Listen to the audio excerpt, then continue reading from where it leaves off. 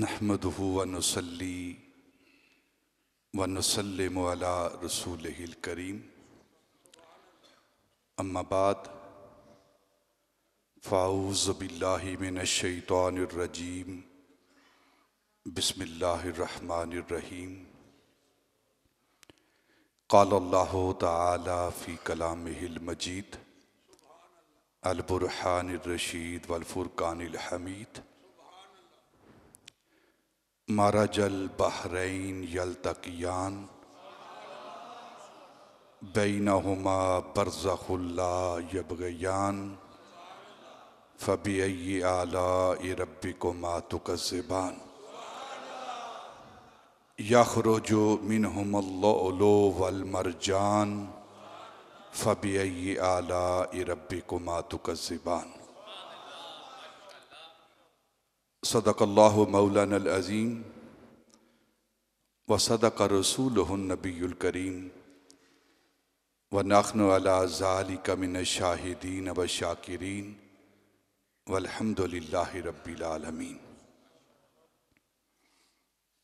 व क़ाल अल्लाहु तआला फ़ी मक़ामिन आख़र इन्नल्लाहा व मलाइकतहु युसल्लूना अलन नबी या अय्युहल्लज़ीना आमनू सल्लू अलैहि व सल्लिमू तस्लीमा। मुअज़्ज़ज़ व मोहतरम सामईन, अरबाब अहले सुन्नत, अदब खुर्दगानी निगाह मोहब्बत, कुरान मजीद बुरहान रशीद से सूरह अर्रहमान की 5 आयात तय्यबात बय्यिनात आपके सामने तिलावत की गई हैं और इंशाअल्लाह इन 5 आयात की रोशनी में पंजतन के एक फर्द वहीद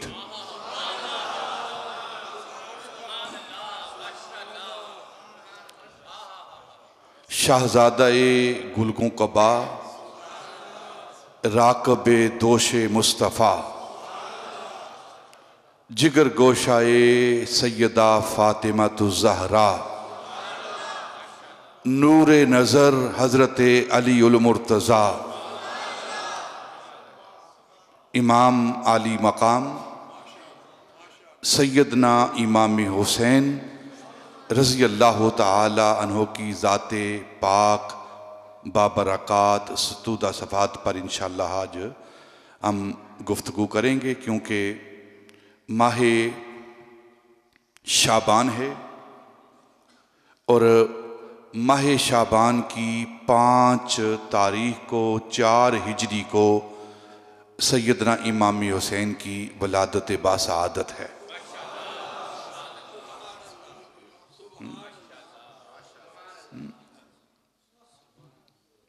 कबल इससे कि मैं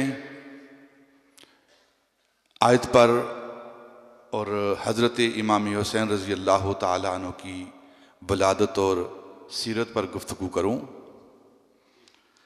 ये माह मुबारक माह शाबान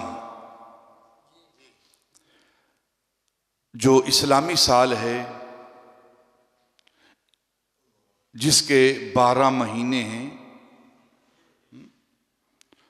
इस इस्लामी साल का 8वां महीना है ये माह शाबान। इसके बाद रमज़ान, रमज़ान के बाद शवाल, शवाल के बाद बोलो यार ज़िकाद और ज़िलहज। ठीक है, ये 8वां महीना है। इसके बाद 4 माह हैं। ये माह शाबान, इसकी बरकतें कैसी हैं और इसकी सआदतें कैसी हैं। नबी पाक सल्लल्लाहु अलैहि वसल्लम ने इरशाद फरमाया कि रजब अल्लाह का महीना, शाबान मेरा महीना और रमज़ान मेरी उम्मत का महीना।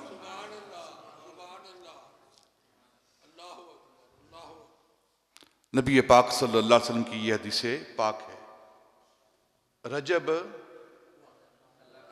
अल्लाह का महीना, इसकी तरतीब देखें किस अंदाज में नबी पाक सल्लल्लाहु अलैहि वसल्लम इस तरतीब को बयान फरमा रहे हैं। रजब अल्लाह का महीना, शाबान मेरा महीना और रमज़ान मेरी उम्मत का महीना। रजब और शाबान के अंदर क्या चीज़ है? आपने सुना है कि रजब की 27वीं तारीख को, रजब की 27वीं तारीख को, 27वीं रात को हम सब के आका मौला अल्लाह रब्बुल इज़्ज़त का दीदार करने के लिए मेराज की रात अल्लाह के पास गए। अल्लाह के पास गए, जहां भी है वो, जहां भी है वो, हाँ, जहां वो है उसको पता है या जो गया है उसको पता है?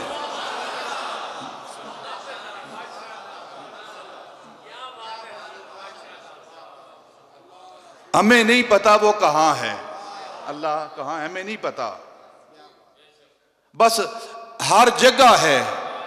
ऐनमा तवल्लु फसम्मा वजहुल्लाह, वो हर जगह है, लेकिन कौन सी जगह है हमें नहीं पता। उसकी पहचान क्या है अल्लाह की? बस उसकी यही पहचान है कि हम उसे नहीं पहचान सकते। उसकी यही पहचान है, हम उसे नहीं पहचान सकते। बस महबूब ने फरमाया, महबूब ने कहा वो है, हमने कहा है। इसी का नाम ईमान है। फिर वहां मेराज की रात कितनी बातें हुई, क्या क्या मामलात हुए, उलमा ने लिखा है कि 90,000 बातें हुई। तो 90,000 बातों में एक बात ये हुई होगी कि महबूब 27वीं रात को, मेराज की रात को आप हमारे पास आए हो ना, और हम सब के आका मौला ने अल्लाह को दावत दी होगी, अर्ज किया होगा कभी आप भी तो आए ना, जो आने से पाक है। तो अल्लाह ने फरमाया महबूब हम तो हर रात के आखिरी पैर आते हैं ना, लेकिन आप हमें दावत देने के लिए आए हो ना, तो शाबान की 15वीं रात को हम आएंगे आसमान दुनिया पर। शाबान की 15वीं रात को हम आएंगे आपके कहने पर। इससे पहले हम रात के आखिरी पैर आते हैं, क्योंकि महबूब आपने बुलाया है ना अपने रब को, तो हम सरे शाम आ जाएंगे। बोलो सुभान अल्लाह यार। ये वो महीना है सरे शाम। ये अहादीस का निचोड़ मैं आपके सामने रख रहा हूं।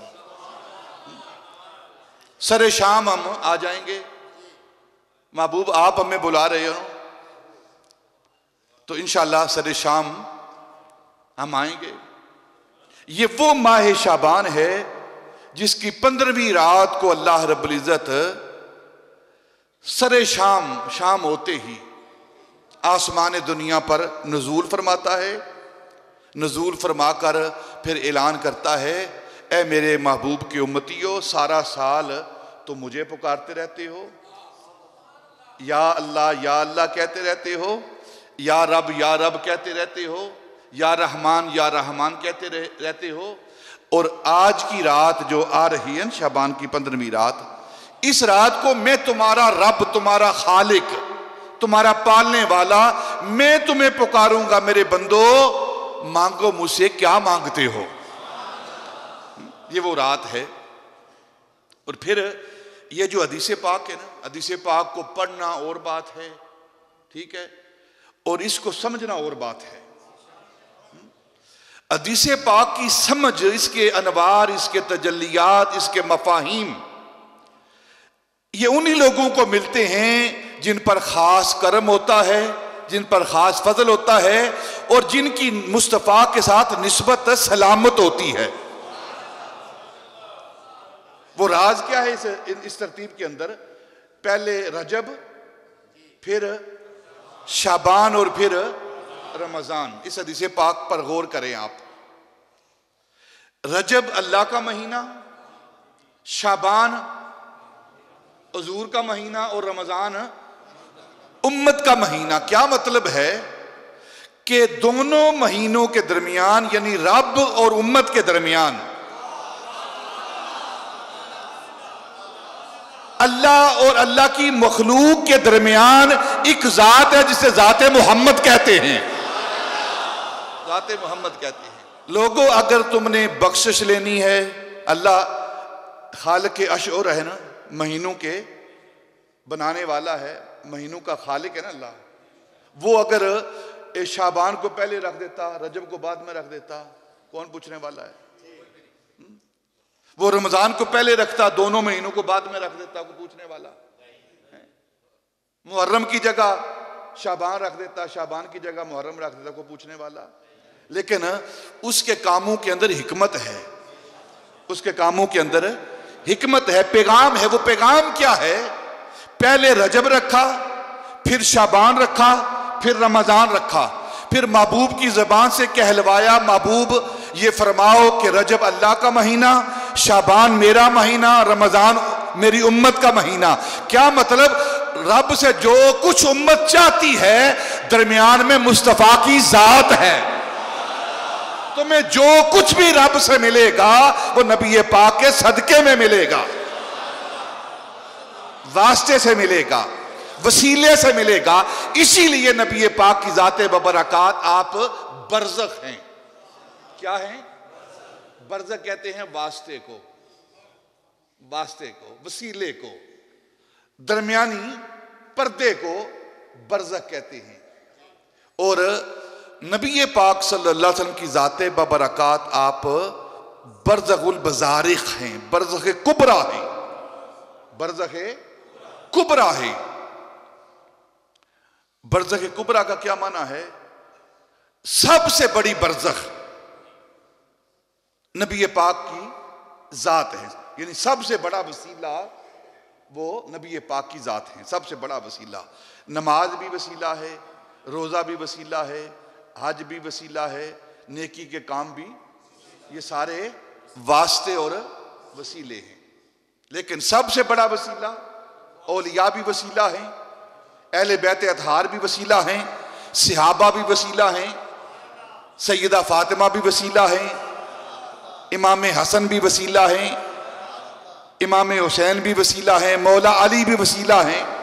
लेकिन सबसे बड़ा वसीला वो नबी पाक की इलाही बहक के बनी फातिमा कि बरकोले ईमा कुनी खातिमा, अगर दावतम रद कुनी वर कबूल मनो दस्तो दामाने आले रसूल। ये सारे वसीले हैं। सहाबा हूं, नेक लोग हूं, वली हूं, नबी हूं, ये सारे अल्लाह के लिए, अल्लाह की बारगाह में पहुंचने के लिए वसीले हैं। लेकिन सबसे बड़ा वसीला वो कौन है? नबी पाक की जात है। और कुरान ने बयान किया है बैनहुमा बरज़ख़ुन, ये कुरान का लफ्ज है। बरज़ख जो है कुरान का लफ्ज है। देखे ना, जन्नत जाना है वहां है? और हम ही ने जाना है सिर्फ। कोई हमें जन्नत से रोके तो क्यों रोके? वो जन्नत है मोहम्मद की, ये उम्मत है मोहम्मद की। जाना है ना जन्नत में। जन्नत में जाने के लिए दोज़ख की हम बात ही नहीं करते। दोज़ख की बात वो करें जिन्होंने वहां जाना है, क्योंकि अल्लाह ने हमें शाबान दिया है ताकि जन्नत हासिल करें, रमजान दिया है ताकि जन्नत हासिल करें। जन्नत में जाने के लिए एक बरज़ख है, एक बरज़ख है। वो बरज़ख क्या है? वो कब्र है। वो क्या है? कब्र है। जब तक इंसान कब्र में नहीं जाएगा वो आलम आखिरत को नहीं पा पाएगा। आलम आखिरत को हासिल करने के लिए इस दुनिया और आखिरत की दुनिया के दरमियान कब्र बरज़ख है। अब कब्र से मुराद आपके ज़हनों के अंदर बड़े सवाल उठे हैं यहाँ कि कब्र, अगर कोई बंदा दरिया के अंदर डूब गया है तो उसकी कब्र नहीं बनी। अगर कोई आग में जल गया है, खाकस्तर हो गया है, उसकी कब्र नहीं बनी। अगर किसी बंदे के टुकड़े टुकड़े करके उसकी राख को जलाकर हवा में उड़ा दिया गया है, कब्र नहीं बनी, तो फिर बरज़ख कैसे हुआ? जो जहां जाएगा उसकी वही कब्र है, उसकी वही कब्र है। तो कब्र दरमियान में बरज़ख है। और सबसे बड़ी बरज़ख वो नबी पाक की ज़ात बबरकात है। अल्लाह रब्बुल इज़्ज़त ने अपनी ज़ात और मखलूक के दरमियान जिस हस्ती को बरज़ख रखा है, राबता रखा है, वास्ता रखा है, वसीला रखा है, उसे ज़ात मुस्तफ़ा कहते हैं। बरज़ख का क्या माना है? बरज़ख किसे कहते हैं? आसान लफ्ज़ों में बात को समझाता हूं। बरज़ख कहते हैं वास्ते को। पानी गर्म करना हो ना, पानी गर्म करना हो तो पानी गर्म करने का तरीका क्या है? पानी गर्म करने का तरीका क्या है? कि पानी की बाल्टी लें, पानी की बाल्टी लें और उस बाल्टी को आग के ऊपर डाल दें। आगे आ जाए, अब आगे तशरीफ लें। पानी की बाल्टी को आग के ऊपर डाल दें, यही तरीका है? नहीं, यह तरीका नहीं है पानी गर्म करने का। पानी गर्म करने का तरीका क्या है? कि हम एक बर्तन लेंगे, एक देगची लेंगे, उस देगची के अंदर, आप बैठे, उस देगची के अंदर पानी को डालेंगे और उठाकर उसे आग के ऊपर रखेंगे, आग के ऊपर रखेंगे। अब जो देगची का, जो हंडिया का, जो बर्तन का तलवा है ना, उसका जो नीचे वाला हिस्सा है, उसे अरबी में बरज़ख कहते हैं। उसे अरबी में बरज़ख कहते हैं, वसीला कहते हैं। उस तलवे के अंदर यह सलाहियत है, उसके अंदर यह खूबी है कि वो तलवा आग से फैज ले रहा है, वो तलवा आग से फैज ले रहा है और पानी को फैज, आग से हरारत गर्मी ले रहा है वो तलवा, और पानी को वो हरारत और गर्मी दे रहा है। तो मिसाल इसलिए दी है ताकि बात समझ आ जाए। और नबी पाक सल्लल्लाहु अलैहि वसल्लम की जात ये बरज़ख है। किसके दरमियान? अल्लाह और उसके मखलूक के दरमियान। क्या मतलब? कि किसी के अंदर ये सलाहियत नहीं कि डायरेक्ट वो अल्लाह की जात से वो फैज ले सके। तो अल्लाह ने एक ऐसी हस्ती को बनाया, एक ऐसी जात को बनाया, एक ऐसी शख्सियत को बनाया जिसके अंदर दोनों तरह की सलाहियत थी। एक सलाहियत यह थी कि वो रब से फैज ले सके, और एक सलाहियत यह थी कि वो मखलूक को फैज दे सके। तो रब से, जात से, इलाह से फैज लेने के लिए नबी पाक का नूर होना जरूरी था, और बशरों को फैज देने के लिए नबी पाक का बशर होना जरूरी था। इसलिए अल्लाह रब्बुल इज़्ज़त ने अपने महबूब की ज़बान से कहलवाया कि रजब मेरा महीना, रमजान मेरी उम्मत का महीना, और दरमियान में शाबान मेरे महबूब का महीना। क्या मतलब? कि ए मेरी मखलूक, ए मेरे महबूब के उम्मती हो, अगर तुम अपने रब से कुछ लेना चाहते हो माह रमजान के अंदर, तो दरमियान में मैंने शाबान रखा है जो मेरे महबूब का महीना है। बस मेरे महबूब की बारगाह में आ जाओ, जो कुछ तुम चाहते हो महबूब के वसीले और महबूब के जरिए खुदा तुम्हें दे देगा। और फिर इसकी दूसरी तोजी जो है वो क्या है? शाबान किसे कहते हैं? अगर हम लुगत की किताबें उठाएं ना, शाबान उस दर्रे को कहते हैं, उस छोटी पहाड़ी को कहते हैं जो दो बड़ी पहाड़ियों के दरमियान पहाड़ी, और उसको शाबान कहते हैं। उस पहाड़ी को शाबान कहते हैं जो दो बड़ी पहाड़ियों के दरमियान हो। अब दो बड़े पहाड़, एक मगफिरत का पहाड़ अल्लाह रब्बुल इज्जत की दात का, और एक महबूब की शफाअत का, और दरमियान में छोटा पहाड़ शाबान उम्मत का। उम्मती जो कुछ लेना चाहता है उसे महबूब के सिवा कुछ नहीं मिलेगा, महबूब के सिवा कुछ नहीं मिलेगा। देता सब कुछ अल्लाह है, देता सब कुछ है अल्लाह है, लेकिन अपने महबूब के सिवा कुछ नहीं देता।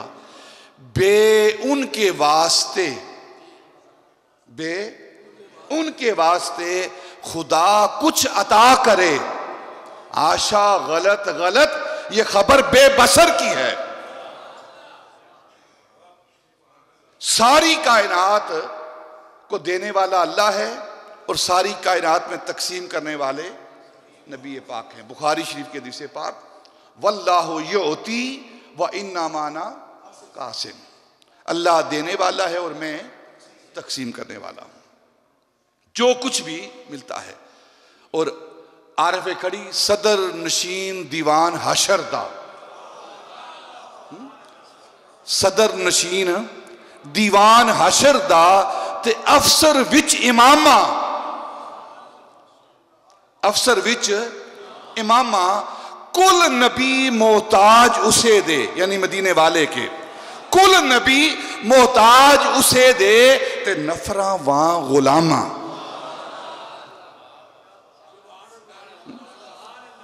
ये माना है रजब, शाबान और रमजान का, ये राज है इसके अंदर।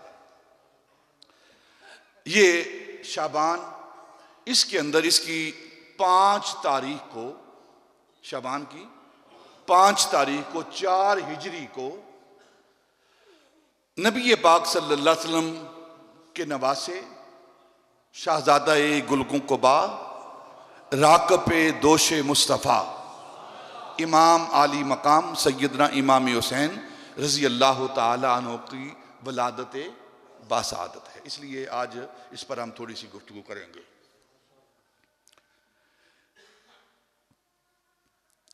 मरजल बहरैन, कुरान कहता है अल्लाह रब्बुल इज्जत ने 2 दरिया, 2 बहर जारी किए। जो 2 बहर जारी किए हैं वो किस तरह जारी किए हैं, किस तरह चलते हैं। बहर, बहर का माना यहां समंदर नहीं करेंगे हम, आम लफ्जों में, आम डिक्शनरी के अंदर बहर का माना समंदर करते हैं हम, यहां बहर का माना समंदर नहीं करेंगे, क्योंकि मारा जा, चलना, बहना, समंदर बहते नहीं है, समंदर बहते नहीं है। तो यहां बहर का माना 2 दरिया करेंगे। मरजल बहरैन, 2 बहर जारी किए।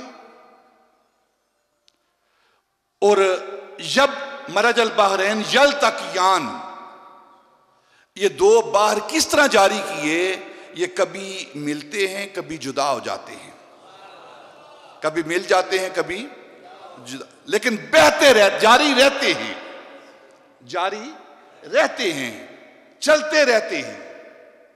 और जब ये 2 दरिया बहते हैं ना, चलते हैं, तो इन 2 दरियाओं के दरमियान एक बरज़ख है, बैनहुमा बरज़खुन, इन 2 दरियाओं के दरमियान एक बरज़ख है। और वो बरज़ख कौन है, आपने वो सुन लिया है, वो नबी पाक की ज़ाते बबरकात। बैनहुमा बरज़खुन ला यबग़ियान, जो इन 2 बहरों को तुग़यानी में नहीं आने देता, वो बरज़ख बिफरने नहीं देता। फ़बिअय्यि आलाइ रब्बिकुमा तुकज़्ज़िबान, अपने रब की किन किन नेमतों को तुम जुटलाओगे, किन किन नेमतों का तुम इनकार करोगे, किन किन नेमतों को तुम शुमार करोगे। जब नेमतों का शुमार ही कोई नहीं, तो कोई हिसाब गिनती के बगैर नहीं। क्या है कोई हिसाब बगैर गिनती के? कोई हिसाब बगैर गिनती के नहीं है, बगैर अदद के, गिनती के कोई हिसाब नहीं है। तो जब उसकी नेमतों का हिसाब ही कोई नहीं, गिनती कोई नहीं, तो फिर हिसाब कैसा? तो फिर हिसाब कैसा? बस एक ही बात है कि उसके महबूब की गुलामी कर लो, बस, और कोई बात नहीं। ना कोई अमल, ना कोई नमाज, ना कोई रोजा। इसका मतलब ये नहीं नमाज रोजा नहीं करना, इस पर मान नहीं करना, अपने नमाज रोजे पर मान नहीं करना कि मैंने बड़ी नमाजें पढ़ी हैं, बड़े रोजे रखे हैं ना। ये नमाज रोजा जरूरी है, फर्ज है, इसके बगैर चारा नहीं, लेकिन इस पर मान नहीं। मान अगर करना है तो मुस्तफा की गुलामी पे करना है, बस इतनी बात है।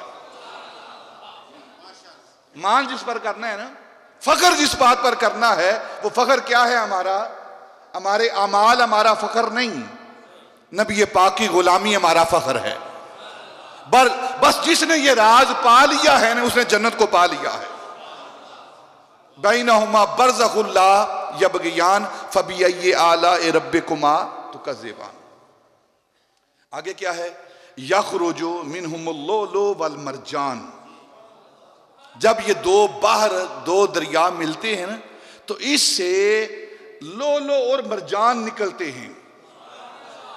लोलो और मोती निकलते हैं। लोलो भी मोती और मरजान भी मोती। जो इल्मुल अहजार रखते हैं ना, पत्थरों का इल्म रखते हैं, अंगूठियां लोग पहनते हैं ना, जिनको इल्म होता है ये अंगूठी है, ये कौन सा पत्थर है, इसके तासीर क्या है, होती है। लेकिन पत्थरों की तासीर क्या होती है? असल मुअस्सिर की जात जो है वो अल्लाह की जात है। असल मुअस्सिर, असर रखने वाली जात कौन सी है? अल्लाह की जात है। अल्लाह तासीर रख देता है। देखें ना, आप पैनाडोल की गोली खाते हैं, ये पैनाडोल की गोली क्या है? मट्टी है ना, मट्टी है, ये केमिकल है, ठीक है ना। और उस गोली के खाने के बाद आपका सर दर्द ठीक हो जाता है। अगर पैनाडोल की गोली के अंदर ये तासीर मौजूद है, तो फिर पत्थर के अंदर तासीर क्यों नहीं है? लेकिन अकीदा क्या रखना है? फी नफ्स ही, फी जात ही, ना पैनाडोल के अंदर, ना दवाई के अंदर शिफा है, और ना ही किसी पत्थर के अंदर शिफा है ना। इन दोनों के अंदर शिफा रखने वाली जात वो अल्लाह की जात है। बस ये अकीदा है हमारा। तो ये पत्थर हैं, यख़रुजु मिनहुमुल लुलु वल मरजान। इन दो बारों के मिलने से लोलो और मरजान निकलते हैं। लोलो क्या है, मरजान क्या है? अगर आप तफसीर का मुताला करें तो लोलो जो है ये सुर्ख रंग का, ना सब्ज रंग का बड़ा मोती, लोलो बड़ा मोती और सब्ज रंग का। मरजान ये छोटा मोती और सुर्ख रंग का। मरजान सुर्ख रंग क्या होता है? तो उलमा ने लिखा है ये दोनों मोती जो उस दोनों बारू से निकले हैं, एक बाहरे फातिमा है और एक बाहरे अली है। एक बाहरे फातिमा और एक बाहरे अली है। इन दोनों के दरमियान जो बरज़ख है वो ज़ाते मुस्तफ़ा है। जब बाहरे अली और बाहरे फातिमा मिले हैं तो इनसे दो मोती निकले हैं। एक मोती को हसन कहते हैं और एक मोती को हुसैन कहते हैं।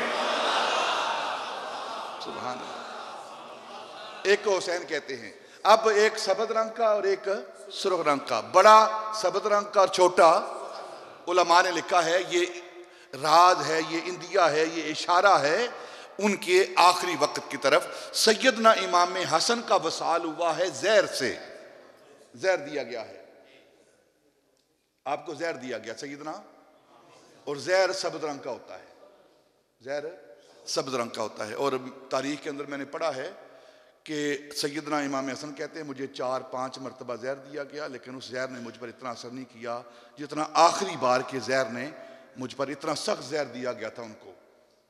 आले रसूल के साथ ये हो रहा है। और बार बार आप बाथरूम में जाते और वापस आते तो जो पास शख्स बैठा है ना, वो पूछता है कि क्या मामला है, आप बार बार जाते हैं।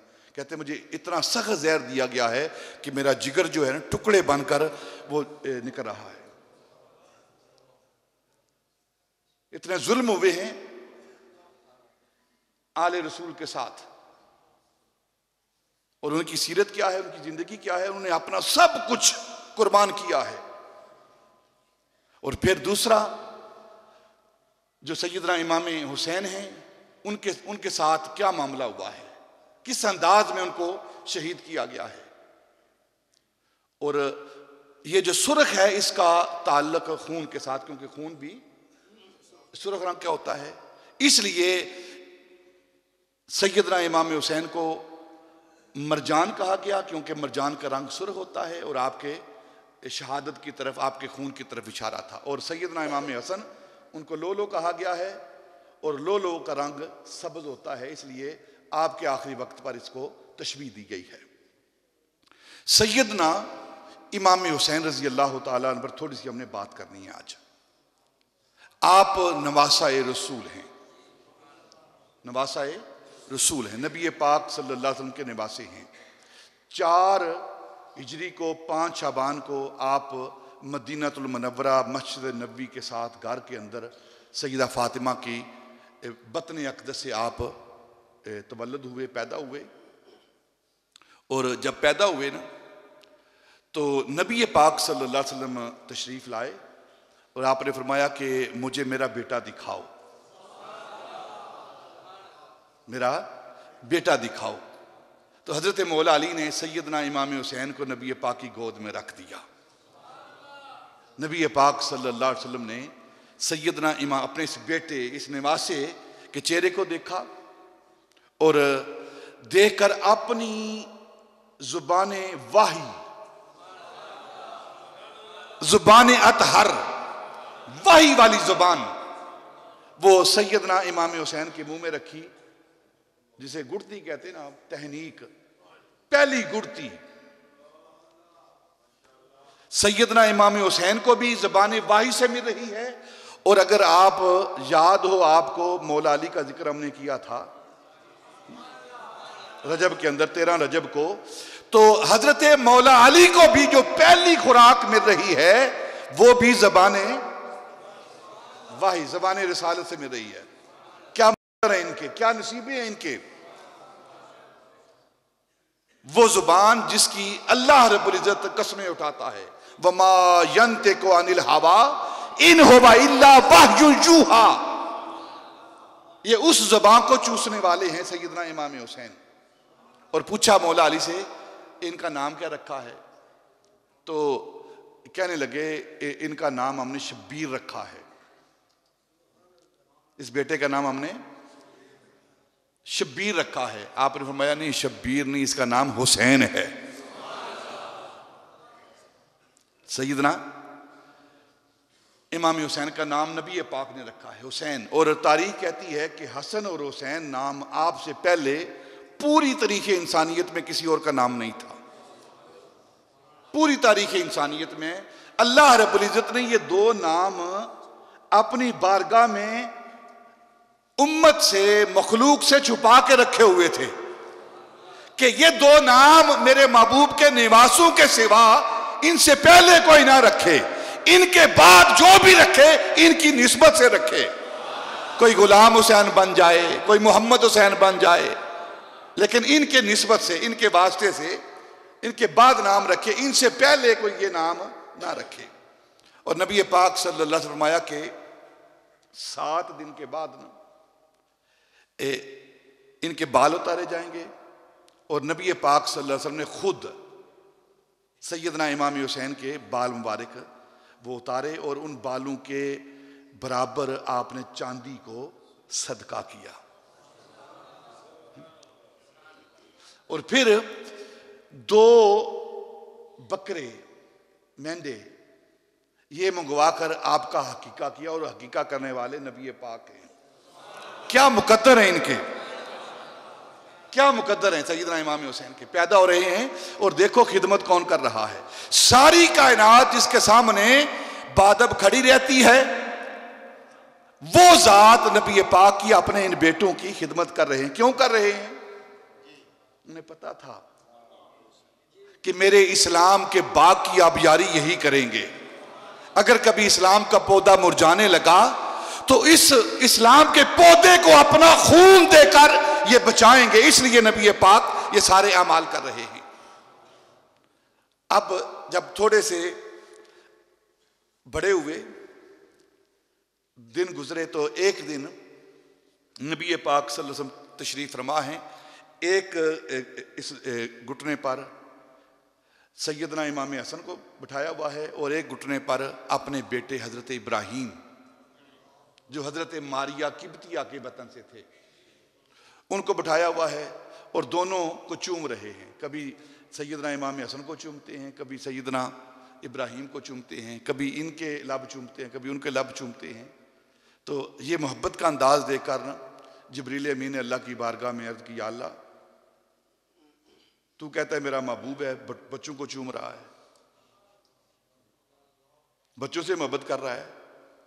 फरमाया जा करना इम्तिहान ले ले तू, मोहब्बत महबूब मेरा ही है वो। तो जिब्रील अमीन आए और आकर अर्ज की कि इन दोनों में से एक अल्लाह को दे दो, आप इन दोनों में से एक अल्लाह को दे दो। तो पहले नबी पाक ने सैयदना इमाम हुसैन की तरफ देखा, फिर अपने बेटे, अपने लख्ते जिगर हजरत इब्राहीम की तरफ देखा, फिर दोबारा ना हुसैन की तरफ देखा, फिर इब्राहीम की तरफ देखा और जिब्रील से कहा कि ये इब्राहीम जो है ना, इसको ले जाओ, हुसैन को मेरे पास रहने दो। जिब्रील इब्राहीम को ले जाओ। तो अर्ज की कि आप इब्राहीम को क्यों दे रहे हैं, हुसैन को दे दो। तो फरमाने लगे, इब्राहीम इसलिए दे रहा हूं कि इब्राहीम जाएगा फकत मुझ मोहम्मद को तकलीफ होगी, और अगर हुसैन जाता है तो मेरी लख्ते जिगर फातिमा को तकलीफ होगी, और मैं मोहम्मद नहीं चाहता कि मेरी लख्ते जिगर फातिमा को कोई तकलीफ पहुंचाए। ये वो सैयदना इमाम हुसैन रजी अल्लाह तआला अन्हु है जिनका हम वलादत बयान कर रहे हैं, जिनका 5 शाबान को जिनकी वलादत है। अब बड़े हो रहे हैं दिन ब दिन, बड़े बड़े। और क्या मामला है, एक ईद आई ना, तो सैयदना इमाम हुसैन ने देखा कि मदीने के बच्चे वो सवारियों पर, जो छोटी छोटी सवारियां उनको मिलती हैं, जिनके साथ बच्चे खेलते हैं, किसी के पास बड़ी सवारी है, कोई खेलने वाली चीज़ है, तो वो अपनी सवारियों पर सवार हो रहे हैं, खेल रहे हैं। ईद का दिन है। तो आपकी आंखों में आंसू आए। पूछा, बेटा क्या बात है, क्यों रो रहे हो, क्यों आंसू है आंखों में?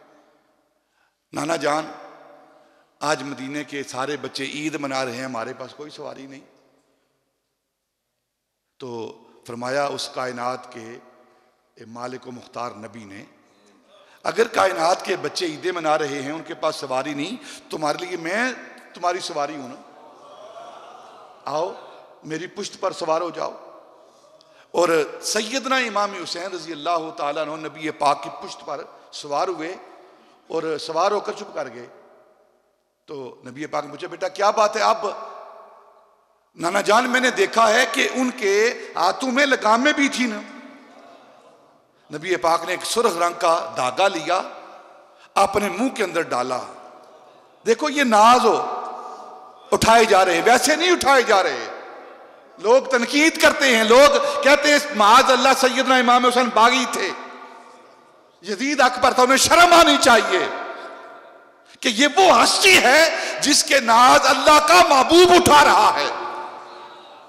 और नबी पाक ने अपने मुंह के अंदर, अपने दहान के अंदर उस धागे को डाला और बेटे को पकड़ा दिया। बेटा ये दोनों लगाम में समझ लो, ये मोहम्मद के मुंह में है, आप जिधर चाहो मोहम्मद उधर मुड़ेगा।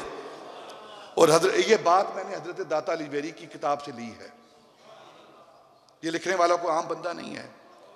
और ये बात नकल करके ना हजरत दाता अली जवेरी ने आगे क्या लिखा है, आगे लिखा है, इसका नतीजा क्या निकाला है दाता अली जवेरी ने। आपने फरमाया इसका मतलब यह है कि जो मर्जी सैयदना इमाम हुसैन की है वही मर्जी मुस्तफा की है।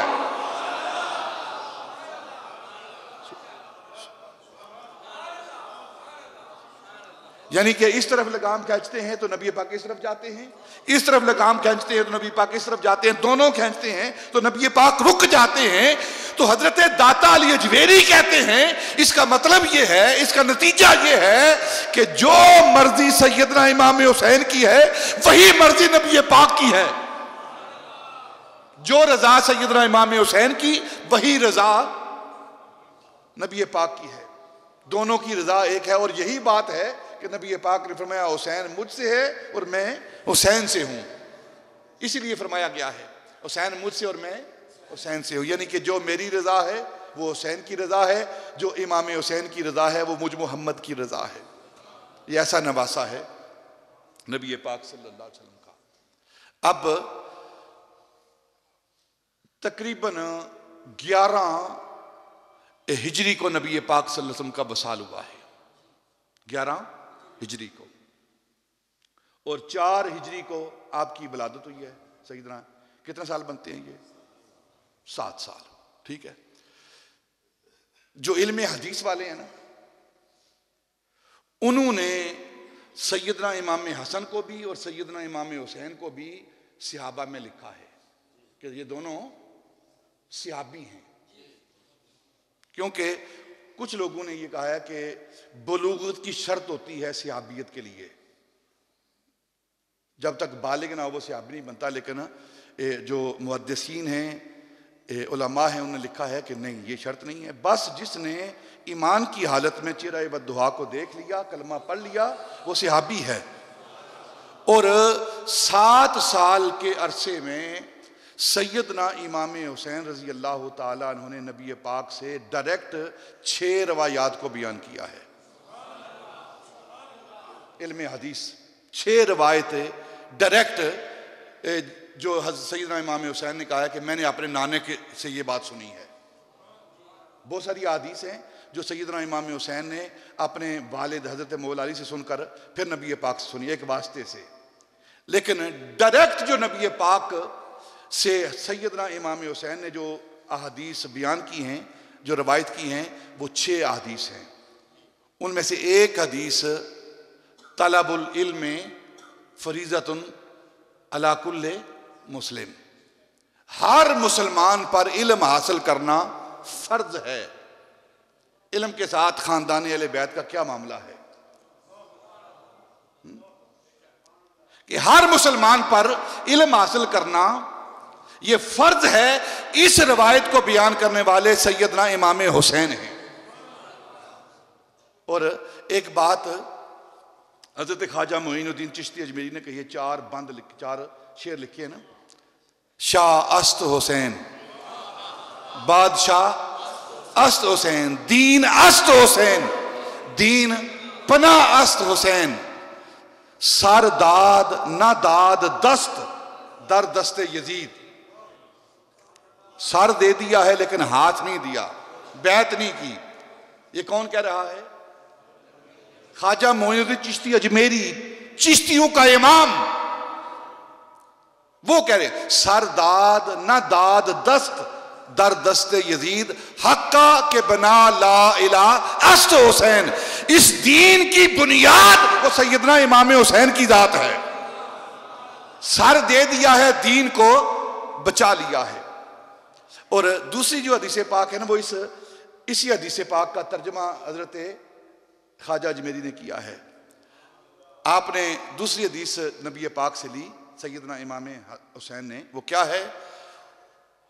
मिन हुस्ने इस्लामिल मरए तर्कहु मा ला यानी है। ये बुनियाद है इस्लाम की, ये हदीस पाक। अगर किसी को इसका मफहूम, किसी इसको तर्जमा, कोई शख्स इस पर अमल कर ले तो उसका दीन कामिल हो जाता है, उसका इस्लाम कामिल हो जाता है। वो क्या है कि इस्लाम का हुस्न क्या है? सैयदना इमाम हुसैन पैगाम दे रहे हैं नबी पाक की तरफ से कि इस्लाम का हुस्न क्या है। सैयदना इमाम हुसैन कहते हैं, मिन हुस्न इस्लामिल मरए, वो हुस्न क्या है, तर्कहु मा ला यानी, जो लायानी चीजें हैं ना, बेमकसद चीजें हैं, उनको छोड़ देना, ये इस्लाम का हुस्न है, हुस्न इस्लाम है। अगर किसी को हुस्न इस्लाम चाहिए, हुस्न इस्लाम चाहिए, तो वो लायानी बेमकसद चीजों को तर्क कर दे। आज पूरी की पूरी उम्मत लायानी चीजों के अंदर गर्क हो चुकी है, पूरी की पूरी उम्मत। इसीलिए इस्लाम का हुस्न नहीं रहा। इस्लाम तो है, इस्लाम तो है, लेकिन इस्लाम का हुस्न नहीं रहा। इस्लाम का हुस्न नहीं रहा। वो इसलिए नहीं रहा कि हम लायानी चीजों के अंदर, बेवकूफ चीजों के अंदर, गैर जरूरी अशिया के अंदर हम मगन हो गए हैं। जिस चीज की हमें जरूरत नहीं है ना, उसके अंदर हम सारा वक्त गुजार देते हैं। अंडा पहले थे या मुर्गी पहले थी, इसका मकसद ही कोई नहीं है। कोई मकसद? ये फलसफियाना बासों के अंदर जाने की जरूरत नहीं। जितनी भी गैर, जो हमारे सवाल जवाब के साथ ताल्लुक चीज नहीं रखती ना, वो गैर जरूरी है।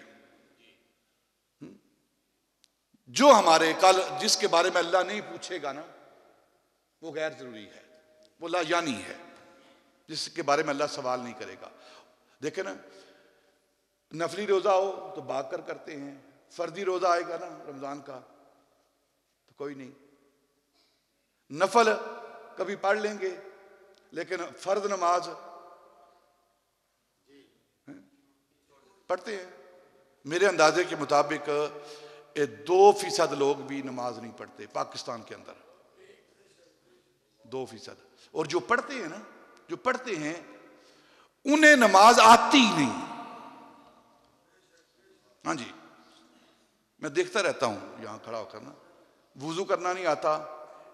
अगर वुजू कर लिया तो सारा पानी मस्जिद के अंदर वुजू का, वो माए मुस्तामल है, गैर मुताहिर है, मकरूह है उसको मस्जिद के अंदर डालना, और सारा वहां आके फिर बीवी के पास जाएंगे, किसी अजीज के पास जाएंगे, शादी पे जाएंगे, तो बन ठन कर, संवर कर, निखर कर, पाउडर लगा के, क्रीम लगा के, कपड़े इस्त्री करके अल्लाह के हजूर आएंगे तो गंदे कपड़े लेकर, मुंह भी गंदा, कपड़े भी गंदे। यही होता है कि नहीं होता? कोई एहसास ही नहीं है। अदालत के अंदर जाएंगे, उसका लिबास है अदालत का कि इस तरह जाना है, और अल्लाह की बारगाह में बड़ी अदालत में आना है तो जो मर्जी, ना टोपी है सर पे, ना कपड़े हैं पूरे, कभी पैंट पहनी हुई है, कभी पहने पैंट, मैं मना नहीं करता पैंट से, पैंट पहने, लेकिन जो इस्लामी लिबास है ना अदालत में जाने का, वो तो कम से कम ख्याल रखे ना कि किस वक्त कौन सा लिबास पहनना है। अल्लाह की बारगाह में आना है गंदे कपड़े पहनकर, सर पे कपड़ा कोई नहीं है। देखे ना, आप यूरोप की सारी अदालतों के अंदर जाएंगे, आप वो हैट होता है ना, वो पीछे करके नहीं पहन सकते। जब भी आप जज के सामने पेश होंगे, अपना हैट उतार के, आप वहां जोगर और जीन पहनकर वो जज के सामने नहीं जा सकते। अदाब हैं कुछ दुनिया की अदालतों के, और अल्लाह की बारगाह, अल्लाह की अदालत, उसके अदाब ही को नहीं हमें आते। तो सैयदना इमाम हुसैन हमें पैगाम दे रहे हैं। वो पैगाम क्या है कि जो लायानी चीज है, जो बेमकसद है, उसको छोड़ दें, ये हुस्न इस्लाम है। जो काम जहां करना है उसको करना, ये हुस्न इस्लाम है। देखें, किसी के घर जाते हैं, उसके आदाब हैं। अपने घर भी जाए ना, अपने घर के अंदर दाखिल होने के आदाब हैं। नबी पाक ने फरमाया कि जब तुम अपने घर जाओ, अपने घर, तो घर का दरवाजा खटखटा के अपने आने की खबर देकर जाओ। पता नहीं घर वाले वो किस हालत में बैठे हुए हैं। किसी का दरवाजा खटखटाया है और दरवाजा खटखटा के आप दरवाजे के सामने खड़े ना रहें, ये इस्लाम की तालीम है। एक साइड पे हो जाए, ताकि अगर कोई घर की मस्तूर, कोई घर की औरत दरवाजा खोलती है या आपकी नजर वहां जाती है, पर्दा हटा हुआ है, पता नहीं वो किस हालत में बैठी हुई है, ये उसके आदाब है, उसका हक है। ये आप साइड पे हो जाएं ताकि वो अपने आप को कवर करके फिर आकर पूछे, दरवाज़ा खोले। और हम क्या करते हैं, ये अक्सर हमारी आदत है कि सड़क से गुजरते हुए झांकी मारते हैं घर के अंदर मोटरसाइकिल पे। हमारा घर नहीं है वो, अपना हो फिर भी बना है, लेकिन ये हमारी आदतें हैं और कहते हैं मुसलमान हैं। ये कौन सी मुसलमानी है? फिर अगर किसी ने आपको घर के अंदर बुला लिया है, आप किसी के घर गए हैं, तो आपको उसने एक जगह बिठाया है, जो जगह उसने अहले खाना ने, घर वाले ने आपके लिए मखसूस की, आप यहां बैठे। कोई हक नहीं पहुंचता, कोई हक नहीं पहुंचता उस मेहमान को कि उसके अंदर देखे वो अंदर क्या है। ना, अपनी नजरें नीचे रखो, अपनी नजरें नीचे रखो। ये इस्लाम की तालीम है। और हम क्या करते हैं, वो घर वाला अंदर क्या है, पीछे जाती मारते हैं, फिर घर की चीजों को देखते हैं कौन कौन सी चीज पड़ी हुई है, और फिर अपने आप को मुसलमान कहते हैं। और जिसे आदाब नहीं आते ना, उसका इस्लाम भी कुछ नहीं है, नाम का मुसलमान है। लेकिन एक और बात कर देता हूं दाता अली अजमेरी की। आप अपनी मस्जिद के अंदर, लाहौर जो पुरानी मस्जिद थी जो आपने बनाई थी, वहां बैठे हुए थे, एक शख्स मस्जिद के अंदर दाखिल हुआ और उसने अपना उल्टा कदम, मस्जिद के अंदर दाखिल होने के आदाब क्या हैं, बोलो यार, सीधा कदम पहले रखा जाए, और जब बाहर निकलें तो उल्टा कदम पहले रखा जाए। तो वो दाखिल हुआ मस्जिद के अंदर और उसने अपना उल्टा कदम पहले रखा मस्जिद के अंदर आते हुए, और आकर आपकी बारगाह में बैठा, दाता अली अजमेरी की बारगाह में, और कहने लगा कि मैंने आपकी बैत करनी है, मैंने आपकी बैत करनी है। आप मैं तूने क्या बैत करनी है, तुझे तो यार के घर में दाखिल होने का तरीका नहीं आता।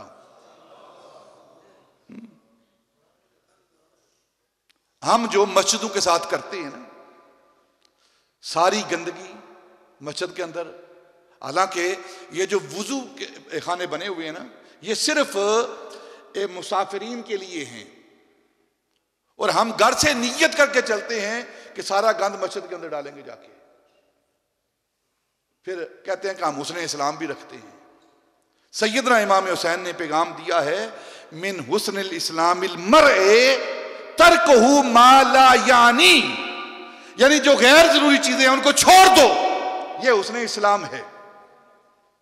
और ये सारे काम करने के बाद फिर रियासत मदीना भी कही जा रही है, और जो गैर जरूरी गैर शरई काम है इस रियासत के अंदर हो रहे हैं, मस्जिदों के हकूक पायमाल किए जा रहे हैं। देखो ना वजीर खान मस्जिद के साथ क्या हुआ है, 7 रियासत मदीना का ऐलान भी हो रहा है, मस्जिदों के अंदर डांस हो रहा है, चर्च बन रहे हैं, गुरुद्वारे बन रहे हैं, और जो अल्लाह के घर हैं, मस्जिदें हैं, उनको कब्जे में लिया जा रहा है।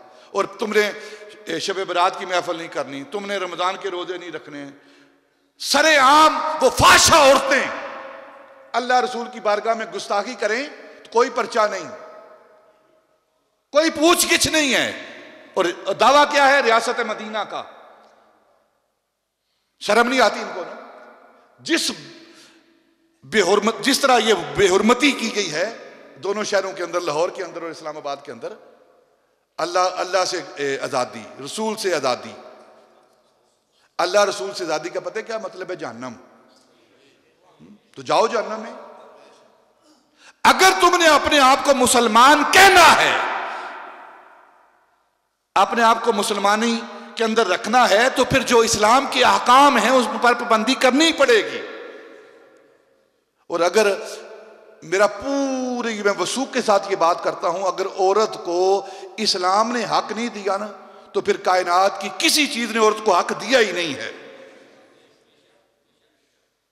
देखिए ना, अगर कुरान पढ़ें आप, मैं दावत देता हूं आपको, अपनी उन औरतों को जो बाजारों के अंदर घूमने वाली हैं, फाशा औरतें हैं, वो इज्जत वाली नहीं है। इज्जत वाली औरत कौन सी है? जो घर के अंदर है, वो इज्जत वाली है। देखें ना सजदा पाक, सारी कायनात की इज्जतें सईदा पाक के कदमों से निकलती हैं, सईदा फातिमा के कदमों से निकलती हैं। कभी आसमान ने सर के बाल नहीं देखे, कभी जमीन ने उनके तलवों को नहीं देखा। इज्जत उनकी है, और नंगे बदन के साथ, नंगे जिस्म के साथ बरे ना होकर तुम बाजारों के अंदर घूमती हो और फिर इज्जत का दावा भी करती हो, हमें इज्जत दी जाए। उनके लिए इज्जत नहीं है। पूरे कुरान को पढ़ें, कहते हैं जी हमें हक नहीं दिया गया, हमें इज्जत नहीं दी गई, हमें आजादी नहीं दी गई। कुरान को पढ़ें, पूरे कुरान के अंदर सूरह रिजाल कोई नहीं है, सूरह निसा है, सूरह निसा है। निसा क्या मतलब? निसा का मतलब है औरतें, औरत, ठीक है। कुरान ने कितनी इज्जत दी है कि तुम्हारे नाम पर अल्लाह ने अपनी किताब के अंदर सूरत का नाम रख दिया है, मर्दों के नाम पर कोई नहीं। कहते हैं मर्दों को हक दिया गया, हमें हक नहीं दिया गया, तुम्हें शर्म नहीं आती? अल्लाह रब्बुल इज्जत ने सूरत के अंदर, कुरान के अंदर सूरह निसा रखा है, सूरह रिजाल नहीं रखा, रिजाल नहीं रखा। और फिर जिनके एजेंडे पर ये काम कर रहे हैं ना, वो कहते हैं जी इस्लाम जो है वो फंडामेंटलिज्म है, इसके अंदर बड़ी सख्ती है, ये हकूक नहीं देता किसी को, अपनी बात करता है।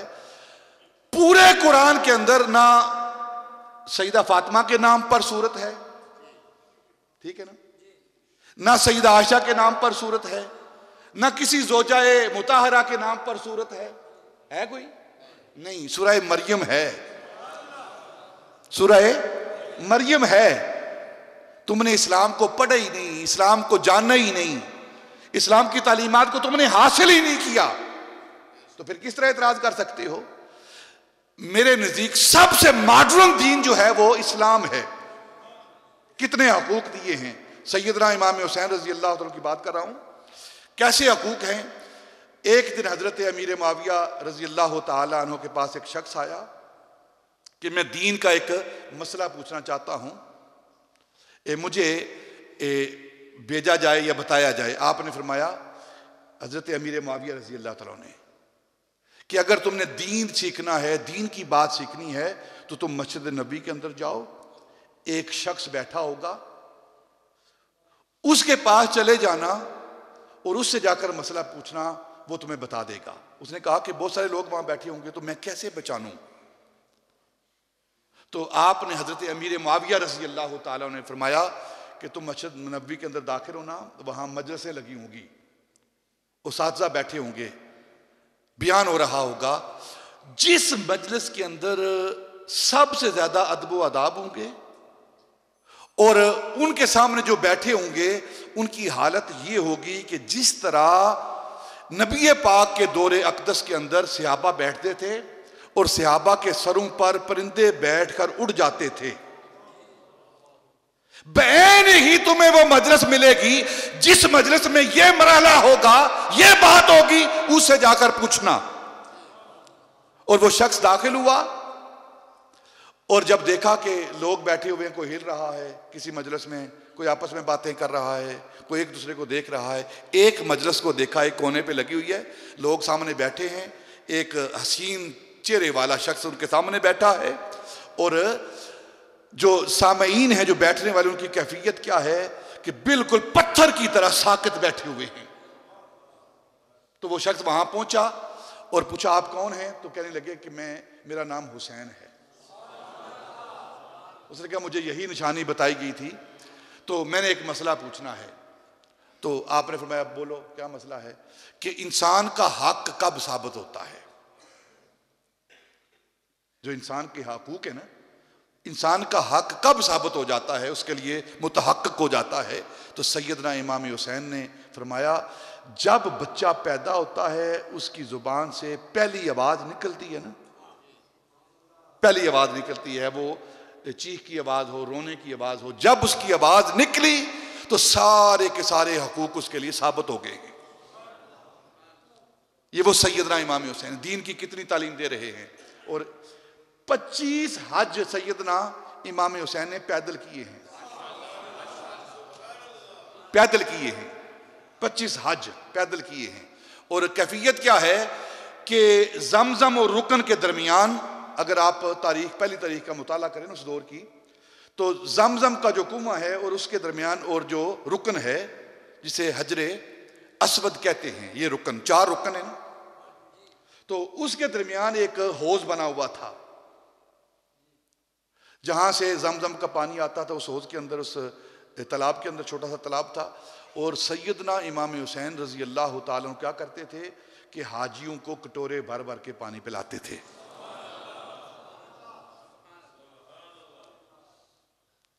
ये उनकी खिदमत है। इतने बड़े होकर उनकी खिदमत क्या है?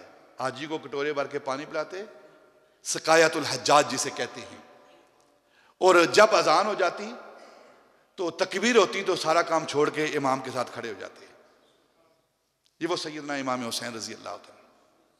खिदमत कितनी है, हाजियों की खिदमत, पैदल हज। और फिर सैयदना इमाम हसन और सैयदना इमाम हुसैन की आखिरी बात करता हूं। ये 14 शाबान आ रही है ना, सारी किताबों का मुताला करें आप।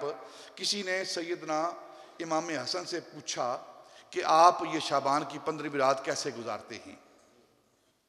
तो आपने फरमाया इस रात के मैं 3 हिस्से करता हूं, नवासा रसूल। आज लोग कहते हैं ये बिदअत है, रातों को जागना बिदअत है। क़ियामुल लैल, शब बरात को जागना बिदअत है। पूरी हदीस की किताबें पढ़ लें, उनके अंदर अबवाब हैं क़ियामुल लैल के, रातों को जागने के अबवाब बने हुए हैं। और इन लोगों ने बड़ी मदद की है इन वेस्टर्न सोसाइटी की, जो कहते हैं रातों को जागना, इबादत करना, सुनते पढ़ना, ये सब कुछ गैर जरूरी है, ताकि दीन थोड़ा सा रह जाए और वो भी बेरूह रह जाए। ये उनके एजेंट हैं ये लोग। इन शब बरात की रातों को बिदअत कहकर, रमजान की रातों को बिदअत कहकर, तरावी को कम करके, ताकि उम्मत बेअमल हो जाए। हमारे उलमा ने, हमारे बुजुर्गों ने फरमाया कि सुनते भी ना छोड़ो, नफल भी ना छोड़ो, क्योंकि जब नफल छोड़ोगे तो फिर सुनते भी छोड़ दोगे, जब सुनते छोड़ोगे तो फिर सुनते मुअक्कदा वो भी छोड़ दोगे, जब सुनते मुअक्कदा छोड़ोगे तो फिर फर्द भी छोड़ने पे आ जाओ। और यही हाल हुआ है उम्मत का। सैयदना इमाम हसन ने फरमाया कि हम रात को 3 हिस्सों में तकसीम करते हैं। शब बरात जो शबान की 15वीं रात आती है ना, 3 हिस्सों में तकसीम करते हैं। पहला हिस्सा हजरत इमाम हसन कहते हैं कि मैं अपने आका मौला पर, अपने नाना पर दरूद भेजता हूं, दरूद भेजता हूं। दूसरा जो रात का हिस्सा होता है, उसके अंदर मैं इस्तिग़फ़ार करता हूं, तौबा करता हूं, अल्लाह की बारगाह में इस्तिग़फ़ार करता हूं। सैयदना इमाम हसन। और हम इस रात को बाहर गलियों के अंदर, बाजारों के अंदर घूमते रहते हैं। उनका क्या मामला, जो है ही पाक। और फिर रात का तीसरा हिस्सा सैयदना इमाम हुसैन कहते हैं कि तीसरा हिस्सा जो है वो अल्लाह की बारगाह में सजदा रेज़ हो जाता हूं, वो सारी रात सजदे में गुजार देता हूं। ये सैयदना इमाम हसन का। और सैयदना इमाम हुसैन का क्या मामला है, जब बाहर रमजान आता तो हर सैयदना इमाम हुसैन रजी अल्लाह हर रमजान के अंदर खत्म कुरान करते अपना अलहदा। और हमें तौफीक ही नहीं है, चाहे जाए कि हम जो सुन्नत तरावी है उसके अंदर खत्म कुरान करें। वक्त नहीं हमारे पास, क्रिकेट खेलने के लिए, लायानी बातों के अंदर शामिल होने के लिए वक्त है, लेकिन रमजान के अंदर तरावी पढ़ने का हमारे पास वक्त ही कोई नहीं। और फिर ख्वाहिश क्या है, दुआ क्या है हमारी कि या अल्लाह हमें जन्नतुल फरदौस अता फरमा। काम यजीदियों वाले और साथ इमाम हुसैन का। हमें अपने आप पर गौर करना चाहिए, फिक्र करनी चाहिए कि हम अपनी जिंदगी किस तरह बसर कर रहे हैं, कितना वक्त दे रहे हैं अल्लाह के रसूल को। मस्जिदें गैर आबाद है, ये जुमा है, कितने लोग जुमा पढ़ते हैं। और जब रमजान आएगा, वैसे बंद कर रहे हैं, वो हुकूमत बंद कर रही है कि ना कोई जुमा पढ़े, ना कोई नमाज पढ़े, ना कोई शब बरात को रात जागे, ना कोई तरावी पढ़े। बस सारे मिल के हुकूमत पर लानत करें, ये चाहते हैं वो। अल्लाह की तरफ से लानत नाज़िल हो, रहमत नाज़िल ना हो, इसके तरीके किए जा रहे हैं। जब आप अल्लाह की बारगाह में रुजू नहीं करेंगे तो फिर लानत ही आएगी ना। ये सारी चीजें रोकी जा रही हैं और ये पूरा एजेंडा है। कोई कोरोना वाना नहीं है, झूठ बोलते हैं, बकवास करते हैं। ये इस कोरोना की आड़ में इस उम्मत के साथ मजाक किया जा रहा है। कोरोना जी कोरोना, वैसे नहीं मरना आपने, अगर कोरोना खत्म भी हो गया तो बच जाओगे। बोलो ना यार, फिर भी मरना कि नहीं मरना? हाँ, तो इंसान किसी के सर चढ़कर मरे ना। और मुसलमान तो मौत से डरता ही नहीं है। इन्होंने हमारे सीनों से ईमान को निकाल दिया है। और इकबाल इसी बात पर रोया था, वो फाका कश मुसलमान जो मौत से डरता नहीं जरा, रूए मोहम्मद इसके बदन से निकाल दो, फिक्रे अरब को देकर फरंगी तखय्युलात, इस्लाम को हिजाज और यमन से निकाल दो। और उन्हें अपना एजेंडा पूरा कर दिया गौरों ने, वेस्टर्न सोसाइटी ने, यहूदी और ईसाइयों ने। और मुसलमान ने पूरी तरह अमल किया है। ये हरम को बंद कर दिया गया है, हरम नबवी को बंद कर दिया, काबे को बंद कर दिया गया है। इससे बड़ा अजाब क्या हो सकता है इस उम्मत के लिए कि अल्लाह ने अपना घर बंद कर दिया है और उम्मत चुप करके बैठी हुई है। ठीक है जी, हम शब बरात भी नहीं करेंगे, हम 27वीं रात भी नहीं मनाएंगे, हम तरावी भी नहीं पढ़ेंगे। वैसे ही हम चाहते ही नहीं हैं कि तरावी पढ़ी जाए, शब बरात को जागा जाए, अल्लाह की बारगाह में इस्तिग़फ़ार की जाए। ये वो सोचने वाली बातें हैं जिसकी मैं आपको दावत दे रहा हूँ। ये हुकूमतें हमारे साथ क्या कर रही हैं। मैं पहले भी ये बात बारहा कह चुका हूँ कि हमारा किसी सियासी जमात के साथ कोई ताल्लुक नहीं, कोई ताल्लुक नहीं है। वो PTI हो, नून लीग हो, जीम लीग हो, फ्रांस हो, जो मर्जी जमीन लीग हो, हमारा किसी के साथ कोई ताल्लुक नहीं, किसी जमात के साथ, किसी के साथ कोई ताल्लुक नहीं। अगर हमारा ताल्लुक किसी जमात के साथ है तो वो एक ही जमात है, वो एक ही जमात है। मेरा जवाब वही है जो अलीपुर के पीर ने दिया था। किसी ने पूछा ना हजरत पीर जमात अली शाह साहब से कि मुस्लिम लीग है, कांग्रेस है और जमातें हैं, जब पाकिस्तान बन रहा था तो आप कौन सी जमात के साथ हैं? तो आपने फरमाया, बेवकूफा मेरा नाम नहीं पढ़ता, मेरा नाम नहीं तुझे आता, मेरा नाम जमाते अली है। हम अली के जमात के हैं, हम रसूलुल्लाह की जमात के हैं, हम हसन की जमात हैं। इनके क्या नसीबे हैं इनके। वो जुबान जिसकी अल्लाह रब्बुल इज्जत कसमें उठाता है, वमा यंतिकु अनिल हवा इन हुवा इल्ला वह्युन यूहा। ये उस जुबान को चूसने वाले हैं सैयदना इमाम हुसैन।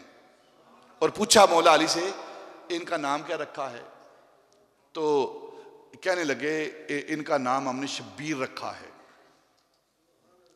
इस बेटे का नाम हमने शब्बीर रखा है। आपने फरमाया, नहीं शब्बीर नहीं, इसका नाम हुसैन है। सैयदना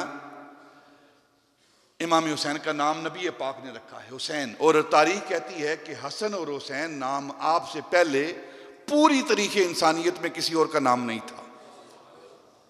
पूरी तारीख इंसानियत में अल्लाह रब्बुल इज्जत ने ये दो नाम अपनी बारगाह में उम्मत से, मखलूक से छुपा के रखे हुए थे कि ये दो नाम मेरे महबूब के निवासों के सिवा इनसे पहले कोई ना रखे, इनके बाद जो भी रखे इनकी निस्बत से रखे। कोई गुलाम हुसैन बन जाए, कोई मोहम्मद हुसैन बन जाए, लेकिन इनके निस्बत से, इनके वास्ते से इनके बाद नाम रखे, इनसे पहले कोई ये नाम ना रखे। और नबी पाक सल्लल्लाहु अलैहि वसल्लम फरमाया कि 7 दिन के बाद ना इनके बाल उतारे जाएंगे। और नबी पाक सल्लल्लाहु अलैहि वसल्लम ने खुद सैयदना इमाम हुसैन के बाल मुबारक वो उतारे और उन बालों के बराबर आपने चांदी को सदका किया। और फिर 2 बकरे, मेंढे ये मंगवा कर आपका हकीका किया। और हकीका करने वाले नबी पाक हैं।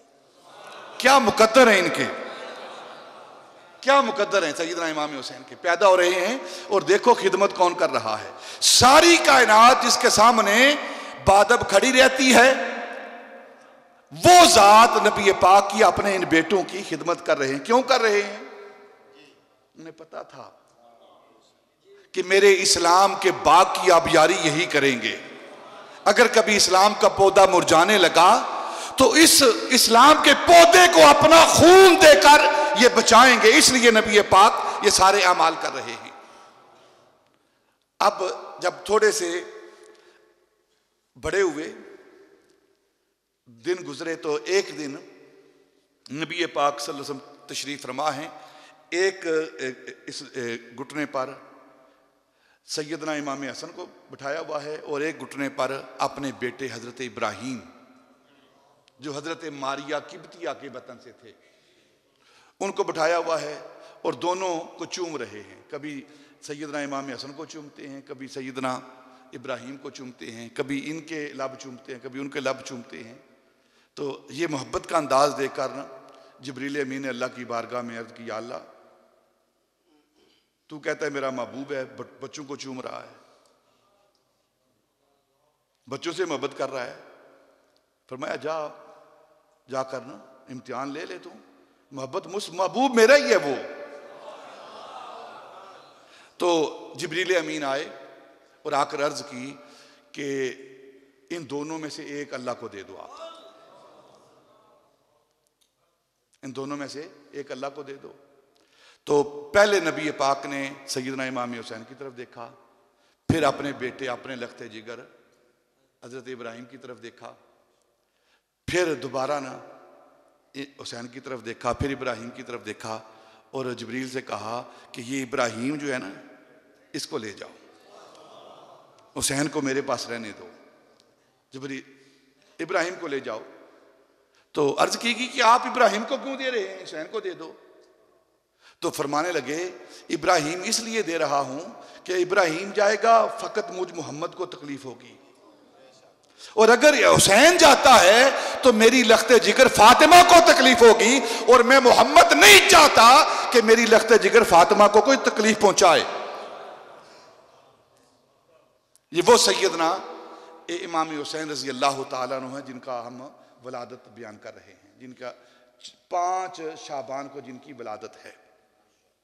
अब बड़े हो रहे हैं दिन ब दिन, बड़े बड़े।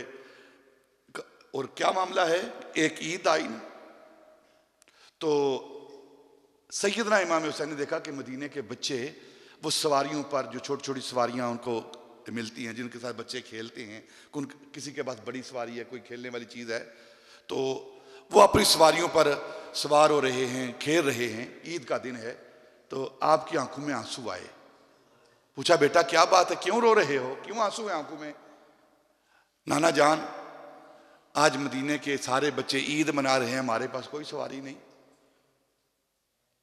तो फरमाया उस कायनात के मालिक व मुख्तार नबी ने, अगर कायनात के बच्चे ईदें मना रहे हैं, उनके पास सवारी नहीं, तुम्हारे लिए मैं तुम्हारी सवारी हूं ना, आओ मेरी पुश्त पर सवार हो जाओ। और सैयदना इमाम हुसैन रजी अल्लाह तआला अन्हु नबी पाक की पुश्त पर सवार हुए और सवार होकर चुप कर गए।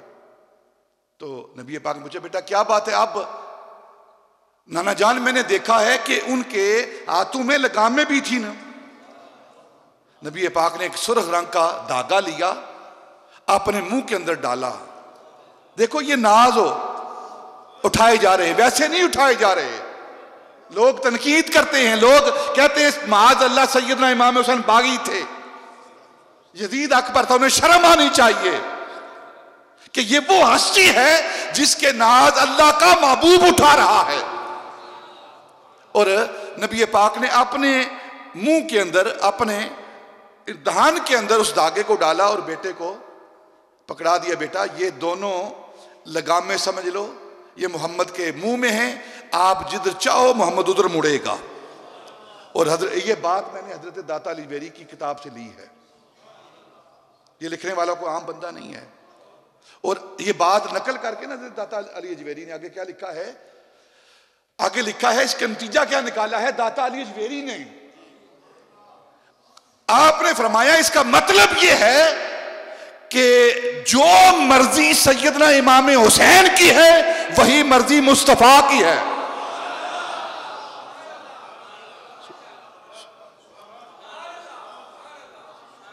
यानी कि इस तरफ लगाम खींचते हैं तो नबी पाक इस तरफ जाते हैं, इस तरफ लगाम खींचते हैं तो नबी पाक इस तरफ जाते हैं, दोनों खींचते हैं तो नबी पाक रुक जाते हैं। तो हजरत दाता अली जवेरी कहते हैं इसका मतलब यह है, इसका नतीजा यह है कि जो मर्जी सैयदना इमाम हुसैन की है वही मर्जी नबी पाक की है। जो रजा सैयदना इमाम हुसैन की वही रजा नबी पाक की है। दोनों की रजा एक है। और यही बात है कि नबी पाक ने फरमाया हुसैन मुझसे है और मैं हुसैन से हूं। इसलिए फरमाया गया है हुसैन मुझसे और मैं हुसैन से हूं, यानी कि जो मेरी रजा है वो हुसैन की रजा है, जो इमाम हुसैन की रजा है वो मुझ मोहम्मद की रजा है। ये ऐसा नवासा है नबी पाक सल्लल्लाहु अलैहि वसल्लम का। अब तकरीबन 11 हिजरी को नबी पाक सल्लल्लाहु अलैहि वसल्लम का वसाल हुआ है, 11 हिजरी को।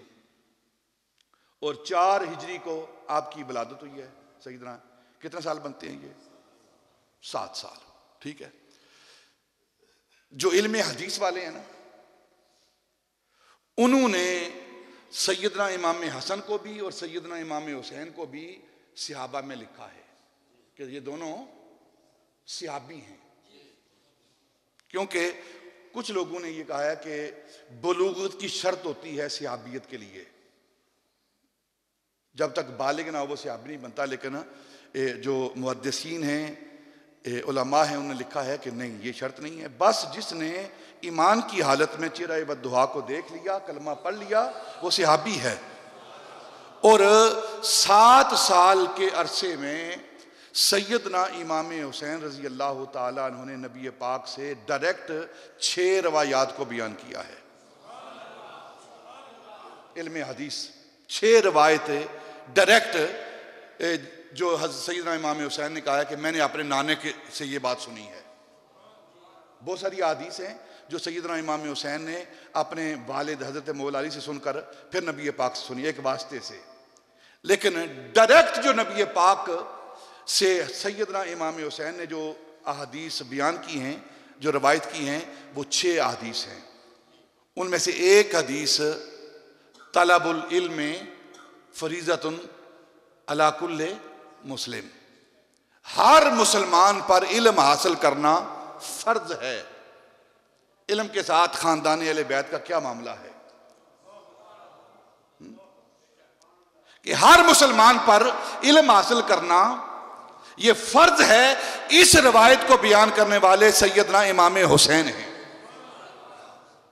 और एक बात हजरत ख्वाजा मोइनुद्दीन चिश्ती अजमेरी ने कही है, 4 शेर लिखे हैं ना, शाह अस्त हुसैन, बादशाह अस्त हुसैन, दीन अस्त हुसैन, दीन पना अस्त हुसैन, सर दाद ना दाद दस्त दर दस्ते यजीद।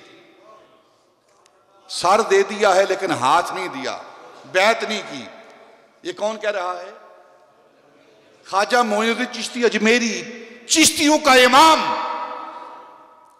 वो कह रहे सर दाद ना दाद दस्त दर दस्ते यजीद, हक्का के बना ला इला अस्त हुसैन। इस दीन की बुनियाद वो सैयदना इमाम हुसैन की जात है। सर दे दिया है, दीन को बचा लिया है। और दूसरी जो हदीस पाक है ना, वो इसी हदीस पाक का तर्जमा हजरत ख्वाजा अजमेरी ने किया है। आपने दूसरी हदीस नबी पाक से ली सैयदना इमाम हुसैन ने, वो क्या है? मिन हुस्ने इस्लामिल मरए तर्कहु मा ला यानी है। ये बुनियाद है इस्लाम की, ये हदीस पाक। अगर किसी को इसका मफहूम, किसी इसको तर्जमा, कोई शख्स इस पर अमल कर ले तो उसका दीन कामिल हो जाता है, उसका इस्लाम कामिल हो जाता है। वो क्या है कि इस्लाम का हुस्न क्या है? सैयदना इमाम हुसैन पैगाम दे रहे हैं नबी पाक की तरफ से कि इस्लाम का हुस्न क्या है। सैयदना इमाम हुसैन कहते हैं मिन हुस्न इस्लामिल मरए, वो हुस्न क्या है? तर्कहु मा ला यानी, जो लायानी चीजें हैं ना, बेमकसद चीजें हैं, उनको छोड़ देना, ये इस्लाम का हुस्न है, हुस्न इस्लाम है। अगर किसी को हुस्न इस्लाम चाहिए, हुस्न इस्लाम चाहिए, तो वो लायानी बेमकसद चीजों को तर्क कर दे। आज पूरी की पूरी उम्मत लायानी चीजों के अंदर गर्क हो चुकी है, पूरी की पूरी उम्मत। इसीलिए इस्लाम का हुस्न नहीं रहा। इस्लाम तो है, इस्लाम तो है, लेकिन इस्लाम का हुस्न नहीं रहा। इस्लाम का हुस्न नहीं रहा। वो इसलिए नहीं रहा कि हम लायानी चीजों के अंदर, बेवकूफ चीजों के अंदर, गैर जरूरी अशिया के अंदर हम मगन हो गए हैं। जिस चीज की हमें जरूरत नहीं है ना, उसके अंदर हम सारा वक्त गुजार देते हैं। अंडा पहले थे या मुर्गी पहले थी, इसका मकसद ही कोई नहीं है। है कोई मकसद? ये फलसफियाना बासों के अंदर जाने की जरूरत नहीं। जितनी भी गैर, जो हमारे सवाल जवाब के साथ ताल्लुक चीज नहीं रखती ना, वो गैर जरूरी है। जो हमारे कल जिसके बारे में अल्लाह नहीं पूछेगा ना, वो गैर जरूरी है, वो लायानी है, जिसके बारे में अल्लाह सवाल नहीं करेगा। देखे ना, नफली रोजा हो तो भाग कर करते हैं, फर्जी रोजा आएगा ना रमजान का तो कोई नहीं। नफल कभी पढ़ लेंगे, लेकिन फर्ज नमाज पढ़ते हैं। मेरे अंदाजे के मुताबिक 2% लोग भी नमाज नहीं पढ़ते पाकिस्तान के अंदर, 2%। और जो पढ़ते हैं ना, जो पढ़ते हैं, उन्हें नमाज आती ही नहीं। हाँ जी, मैं देखता रहता हूं यहां खड़ा होकर ना, वुजू करना नहीं आता।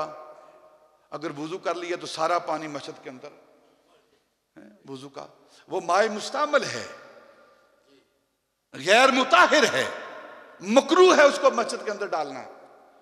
और सारा वहां आके फिर बीवी के पास जाएंगे, किसी अजीज के पास जाएंगे, शादी पे जाएंगे तो बन ठन कर, संवर कर, निखर कर, पाउडर लगा के, क्रीम लगा के, कपड़े इस्त्री करके अल्लाह के हजूर आएंगे तो गंदे कपड़े लेकर, मुंह भी गंदा, कपड़े भी गंदे।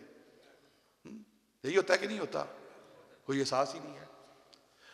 अदालत के अंदर जाएंगे, उसका लिबास है अदालत का कि इस तरह जाना है। और अल्लाह की बारगाह में बड़ी अदालत में आना है तो जो मर्जी, ना टोपी है सर पे, ना कपड़े हैं पूरे, कभी पैंट पहनी हुई है, कभी पहने पैंट, मैं मना नहीं करता पैंट से, पैंट पहने, लेकिन जो इस्लामी लिबास है ना अदालत में जाने का, वो तो कम से कम ख्याल रखे ना कि किस वक्त कौन सा लिबास पहनना है। अल्लाह की बारगाह में आना है गंदे कपड़े पहनकर, सर पे कपड़ा कोई नहीं है। देखे ना, आप यूरोप की सारी अदालतों के अंदर जाएंगे, आप वो हैट होता है ना, वो पीछे करके नहीं पहन सकते। जब भी आप जज के सामने पेश होंगे, अपना हैट उतार के, आप वहां जोगर और जीन पहनकर वो जज के सामने नहीं जा सकते। अदाब हैं कुछ दुनिया की अदालतों के, और अल्लाह की बारगाह, अल्लाह की अदालत, उसके अदाब ही को नहीं हमें आते। तो सैयदना इमाम हुसैन हमें पैगाम दे रहे हैं। वो पैगाम क्या है कि जो लायानी चीज है, जो बेमकसद है, उसको छोड़ दें। ये हुस्न इस्लाम है। जो काम जहां करना है उसको करना, ये हुस्न इस्लाम है। देखें, किसी के घर जाते हैं, उसके आदाब हैं। अपने घर भी जाए ना, अपने घर के अंदर दाखिल होने के आदाब हैं। नबी पाक ने फरमाया कि जब तुम अपने घर जाओ, अपने घर, तो घर का दरवाजा खटखटा के अपने आने की खबर देकर जाओ। पता नहीं घर वाले वो किस हालत में बैठे हुए हैं।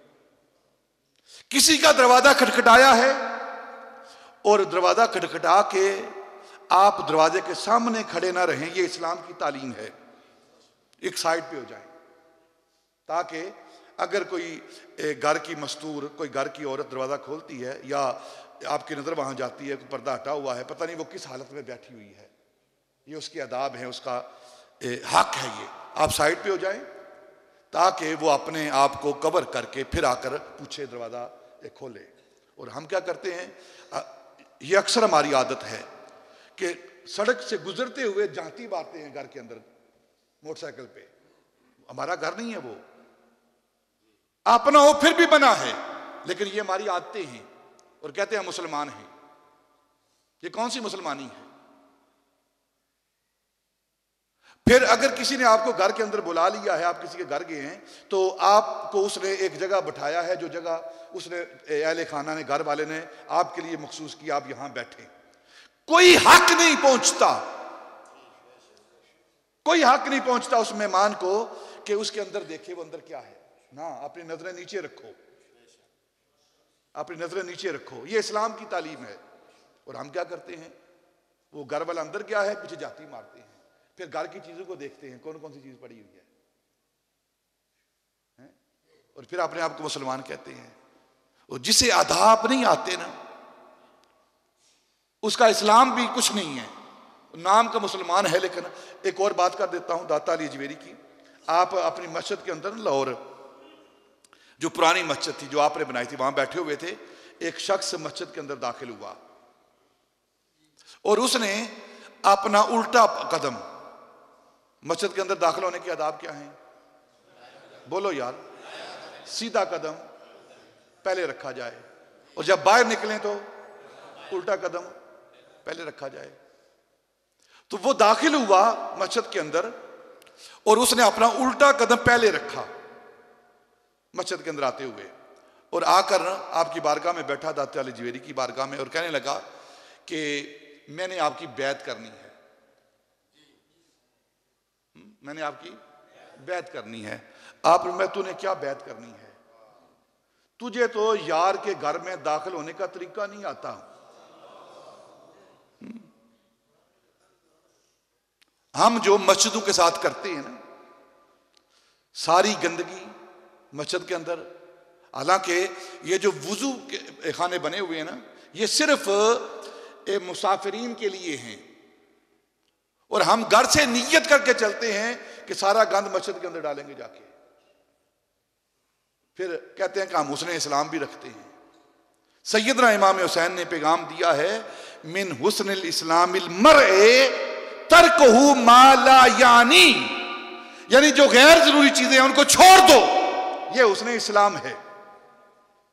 और ये सारे काम करने के बाद फिर रियासत मदीना भी कही जा रही है, और जो गैर जरूरी गैर शरई काम है इस रियासत के अंदर हो रहे हैं, मस्जिदों के हकूक पायमाल किए जा रहे हैं। देखो ना वजीर खान मस्जिद के साथ क्या हुआ है, 7 रियासत मदीना का ऐलान भी हो रहा है, मस्जिदों के अंदर डांस हो रहा है, चर्च बन रहे हैं, गुरुद्वारे बन रहे हैं, और जो अल्लाह के घर हैं मस्जिदें हैं उनको कब्जे में लिया जा रहा है। और तुमने शब बरात की महफिल नहीं करनी, तुमने रमजान के रोजे नहीं रखने, सरेआम वो फाशा औरतें अल्लाह रसूल की बारगाह में गुस्ताखी करें तो कोई पर्चा नहीं, कोई पूछ गिछ नहीं है, और दावा क्या है रियासत मदीना का। शर्म नहीं आती इनको ना, जिस तरह ये बेहुरमती की गई है दोनों शहरों के अंदर, लाहौर के अंदर और इस्लामाबाद के अंदर। अल्लाह से आजादी, रसूल से आजादी, अल्लाह रसूल से आजादी का पता है क्या मतलब है, जहन्नम। तो जाओ जहन्नम में। अगर तुमने अपने आप को मुसलमान कहना है, अपने आप को मुसलमानी के अंदर रखना है, तो फिर जो इस्लाम के अहकाम हैं उस पर पाबंदी करनी ही पड़ेगी। और अगर मेरा पूरी, मैं वसूख के साथ ये बात करता हूं, अगर औरत को इस्लाम ने हक नहीं दिया ना, तो फिर कायनात की किसी चीज ने औरत को हक दिया ही नहीं है। देखिए ना, अगर कुरान पढ़ें आप, मैं दावत देता हूं आपको, अपनी उन औरतों को जो बाजारों के अंदर घूमने वाली हैं, फाहिशा औरतें हैं, वो इज्जत वाली नहीं है। इज्जत वाली औरत कौन सी है, जो घर के अंदर है, वो इज्जत वाली है। देखिए ना सजदा पाक, सारी कायनात की इज्जतें सईदा पाक के कदमों से निकलती हैं, सईदा फातिमा के कदमों से निकलती हैं। कभी आसमान ने सर के बाल नहीं देखे, कभी जमीन ने उनके तलवों को नहीं देखा, इज्जत उनकी है। और नंगे बदन के साथ, नंगे जिस्म के साथ परे ना होकर तुम बाजारों के अंदर घूमती हो और फिर इज्जत का दावा भी करती हो, मैं इज्जत दी जाए, उनके लिए इज्जत नहीं है। पूरे कुरान को पढ़ें, कहते नहीं हमें हक नहीं दिया गया, हमें इज्जत नहीं दी गई, हमें आजादी नहीं दी गई। कुरान को पढ़ें, पूरे कुरान के अंदर सूरह रिजाल कोई नहीं है, सूरह निसा है, सूरह निसा है। निसा क्या मतलब, निसा का मतलब है औरतें, औरत, ठीक है। कुरान ने कितनी इज्जत दी है कि तुम्हारे नाम पर अल्लाह ने अपनी किताब के अंदर सूरत का नाम रख दिया है, मर्दों के नाम पर कोई नहीं। कहते हैं मर्दों को हक दिया गया, हमें हक नहीं दिया गया। तुम्हें शर्म नहीं आती? अल्लाह रब्बुल इज्जत ने सूरत के अंदर, कुरान के अंदर सूरह निसा रखा है, सूरह रिजाल नहीं रखा, रिजाल नहीं रखा। और फिर जिनके एजेंडे पर ये काम कर रहे हैं ना, वो कहते हैं जी इस्लाम जो है वो फंडामेंटलिज्म है, इसके अंदर बड़ी सख्ती है, ये हकूक नहीं देता किसी को, अपनी बात करता है। पूरे कुरान के अंदर ना सईदा फातिमा के नाम पर सूरत है, ठीक है ना सईदा आयशा के नाम पर सूरत है, ना किसी जोजाए मुताहरा के नाम पर सूरत है कोई नहीं। सूरह मरियम है, सूरह मरियम है। तुमने इस्लाम को पढ़ा ही नहीं, इस्लाम को जाना ही नहीं, इस्लाम की तालीमात को तुमने हासिल ही नहीं किया, तो फिर किस तरह इतराज कर सकते हो? मेरे नजदीक सबसे मॉडर्न दीन जो है वो इस्लाम है। कितने हकूक दिए हैं। सैयदना इमाम हुसैन रजी अल्लाह तआला की बात कर रहा हूं, कैसे हकूक हैं। एक दिन हजरत अमीर मुआविया रजी अल्लाह तआला अन्हु के पास एक शख्स आया कि मैं दीन का एक मसला पूछना चाहता हूं, मुझे भेजा जाए या बताया जाए। आपने फरमाया, हजरत अमीर मुआविया रजी अल्लाह तआला ने, कि अगर तुमने दीन सीखना है, दीन की बात सीखनी है, तो तुम मस्जिद नबी के अंदर जाओ, एक शख्स बैठा होगा, उसके पास चले जाना और उससे जाकर मसला पूछना, वो तुम्हें बता देगा। उसने कहा कि बहुत सारे लोग वहां बैठे होंगे, तो मैं कैसे पहचानूं?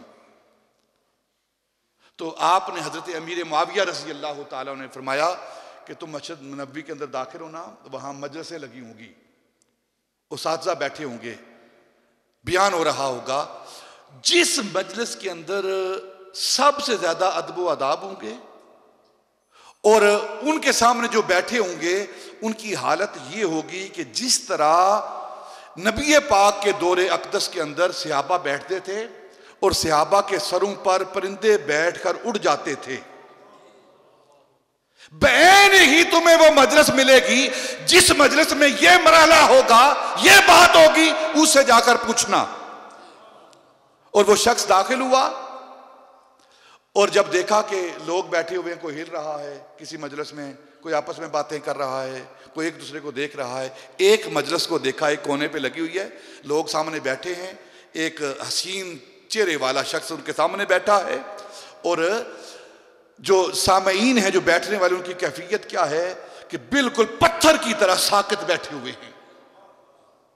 तो वो शख्स वहां पहुंचा और पूछा, आप कौन हैं? तो कहने लगे कि मेरा नाम हुसैन है। उसने कहा, मुझे यही निशानी बताई गई थी, तो मैंने एक मसला पूछना है। तो आपने फरमाया, बोलो क्या मसला है? कि इंसान का हक कब साबित होता है? जो इंसान के हकूक है ना, इंसान का हक कब साबित हो जाता है, उसके लिए मुतहक्किक हो जाता है। तो सैयदना इमाम हुसैन ने फरमाया, जब बच्चा पैदा होता है, उसकी जुबान से पहली आवाज निकलती है ना, पहली आवाज निकलती है, वो चीख की आवाज हो, रोने की आवाज हो, जब उसकी आवाज निकली तो सारे के सारे हकूक उसके लिए साबित हो गए। ये वो सैयदना इमाम हुसैन दीन की कितनी तालीम दे रहे हैं। और 25 हज सैयदना इमाम हुसैन ने पैदल किए हैं, पैदल किए हैं, 25 हज पैदल किए हैं। और कैफियत क्या है कि जमजम और रुकन के दरमियान, अगर आप तारीख, पहली तारीख का मुताला करें उस दौर की, तो जमजम का जो कुआं है और उसके दरमियान और जो रुकन है, जिसे हजरे असवद कहते हैं, ये रुकन, 4 रुकन है ना, तो उसके दरमियान एक हौज बना हुआ था, जहां से जमजम का पानी आता था। उस हौज के अंदर, उस तालाब के अंदर छोटा सा तालाब था, और सैयदना इमाम हुसैन रजी अल्लाह तआला अन्हु क्या करते थे कि हाजियों को कटोरे भर भर के पानी पिलाते थे।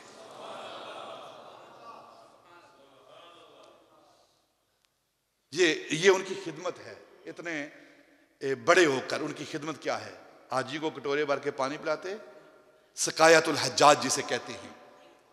और जब अजान हो जाती तो तकबीर होती तो सारा काम छोड़ के इमाम के साथ खड़े हो जाते। ये वो सैयदना इमाम हुसैन रजी अल्लाह तआला। खिदमत कितनी है, हाजियों की खिदमत, पैदल हज। और फिर सैयदना इमाम हसन और सैयदना इमाम हुसैन की आखिरी बात करता हूँ। ये 14 शाबान आ रही है ना, सारी किताबों का मुताला करें आप। किसी ने सैयदना इमाम हसन से पूछा कि आप ये शाबान की 15वीं रात कैसे गुजारते हैं, तो आपने फरमाया इस रात के मैं 3 हिस्से करता हूँ, नवासा रसूल। आज लोग कहते हैं ये बिदअत है, रातों को जागना बिदअत है, क़ियामुल लैल शब बरात को जागना बिदअत है। पूरी हदीस की किताबें पढ़ लें, उनके अंदर अबवाब हैं क़ियामुल लैल के, रातों को जागने के अबवाब बने हुए हैं। और इन लोगों ने बड़ी मदद की है इन वेस्टर्न सोसाइटी की, जो कहते हैं रातों को जागना, इबादत करना, सुनते पढ़ना, ये सब कुछ गैर ज़रूरी है, ताकि दीन थोड़ा सा रह जाए और वो भी बेरूह रह जाए। ये उनके एजेंट हैं ये लोग। इन शब बरात की रातों को बिदअत कहकर, रमज़ान की रातों को बिदअत कहकर, तरावी को कम करके, ताकि उम्मत बेअमल हो जाए। हमारे उलमा ने, हमारे बुजुर्गों ने फरमाया कि सुनते भी ना छोड़ो, नफल भी ना छोड़ो, क्योंकि जब नफल छोड़ोगे तो फिर सुनते भी छोड़ दोगे, जब सुनते छोड़ोगे तो फिर सुनते मुअक्कदा वो भी छोड़ दोगे, जब सुनते मुअक्कदा छोड़ोगे तो फिर फर्द भी छोड़ने पे आ जाओ। और यही हाल हुआ है उम्मत का। सैयदना इमाम हसन ने फरमाया कि हम रात को 3 हिस्सों में तकसीम करते हैं। शब बरात जो शबान की 15वीं रात आती है ना, 3 हिस्सों में तकसीम करते हैं। पहला हिस्सा हजरत इमाम हसन कहते हैं कि मैं अपने आका मौला पर, अपने नाना पर दरूद भेजता हूं, दरूद भेजता हूं। दूसरा जो रात का हिस्सा होता है, उसके अंदर मैं इस्तिग़फ़ार करता हूं, तौबा करता हूं, अल्लाह की बारगाह में इस्तिग़फ़ार करता हूं। सैयदना इमाम हसन और हम इस रात को बाहर गलियों के अंदर, बाजारों के अंदर घूमते रहते हैं, उनका क्या मामला, जो है ही पाक। और फिर रात का तीसरा हिस्सा सैयदना इमाम हसन कहते हैं कि तीसरा हिस्सा जो है वो अल्लाह की बारगाह में सजदा रेज़ हो जाता हूं, वो सारी रात सजदे में गुजार देता हूं। ये सैयदना इमाम हसन का। और सैयदना इमाम हुसैन का क्या मामला है, जब माह रमज़ान आता तो हर सैयदना इमाम हुसैन रजी अल्लाह हर रमज़ान के अंदर ख़त्म कुरान करते अपना अलहदा, और हमें तौफीक ही नहीं है। चे जाए कि हम जो सुन्नत तरावी है उसके अंदर ख़त्म कुरान करें, वक्त नहीं हमारे पास। क्रिकेट खेलने के लिए, लायानी बातों के अंदर शामिल होने के लिए वक्त है, लेकिन रमज़ान के अंदर तरावी पढ़ने का हमारे पास वक्त ही कोई नहीं। और फिर ख्वाहिश क्या है, दुआ क्या है हमारी कि या अल्लाह हमें जन्नतुल फरदौस अता फरमा। काम यजीदियों वाले और साथ इमाम हुसैन का। हमें अपने आप पर गौर करना चाहिए, फिक्र करनी चाहिए कि हम अपनी जिंदगी किस तरह बसर कर रहे हैं, कितना वक्त दे रहे हैं अल्लाह अल्लाह के रसूल को। मस्जिदें गैर आबाद है, ये जुमा है, कितने लोग जुमा पढ़ते हैं। और जब रमज़ान आएगा, वैसे बंद कर रहे हैं, वो हुकूमत बंद कर रही है कि ना कोई जुमा पढ़े, ना कोई नमाज पढ़े, ना कोई शब बरात को रात जागे, ना कोई तरावी पढ़े, बस सारे मिल के हुकूमत पर लानत करें। ये चाहते हैं वो, अल्लाह की तरफ से लानत नाज़िल हो, रहमत नाज़िल ना हो, इसके तरीके किए जा रहे हैं। जब आप अल्लाह की बारगाह में रुजू नहीं करेंगे तो फिर लानत ही आएगी ना। ये सारी चीजें रोकी जा रही हैं और ये पूरा एजेंडा है। कोई कोरोना वाना नहीं है, झूठ बोलते हैं, बकवास करते हैं। ये इस कोरोना की आड़ में इस उम्मत के साथ मजाक किया जा रहा है। कोरोना जी कोरोना, वैसे नहीं मरना आपने, अगर कोरोना खत्म भी हो गया तो बच जाओगे। बोलो ना यार, फिर भी मरना कि नहीं मरना? हाँ, तो इंसान किसी के सर चढ़कर मरे ना। और मुसलमान तो मौत से डरता ही नहीं है। इन्होंने हमारे सीनों से ईमान को निकाल दिया है। और इकबाल इसी बात पर रोया था, वो फाका कश मुसलमान जो मौत से डरता नहीं जरा, रूए मोहम्मद इसके बदन से निकाल दो, फिक्रे अरब को देकर फरंगी तखय्युलात, इस्लाम को हिजाजो यमन से निकाल दो। और उन्हें अपना एजेंडा पूरा कर दिया गुरु ने, वेस्टर्न सोसाइटी ने, यहूदी और ईसाइयों ने। और मुसलमान ने पूरी तरह अमल किया है। ये हरम को बंद कर दिया गया है, हरम नबवी को बंद कर दिया है, काबे को बंद कर दिया गया है। इससे बड़ा अजाब क्या हो सकता है इस उम्मत के लिए कि अल्लाह ने अपना घर बंद कर दिया है और उम्मत चुप करके बैठी हुई है। ठीक है जी, हम शब बरात भी नहीं करेंगे, हम 27वीं रात भी नहीं मनाएंगे, हम तरावी भी नहीं पढ़ेंगे। वैसे ही हम चाहते ही नहीं हैं कि तरावी पढ़ी जाए, शब बरात को जागा जाए, अल्लाह की बारगाह में इस्तिग़फ़ार की जाए।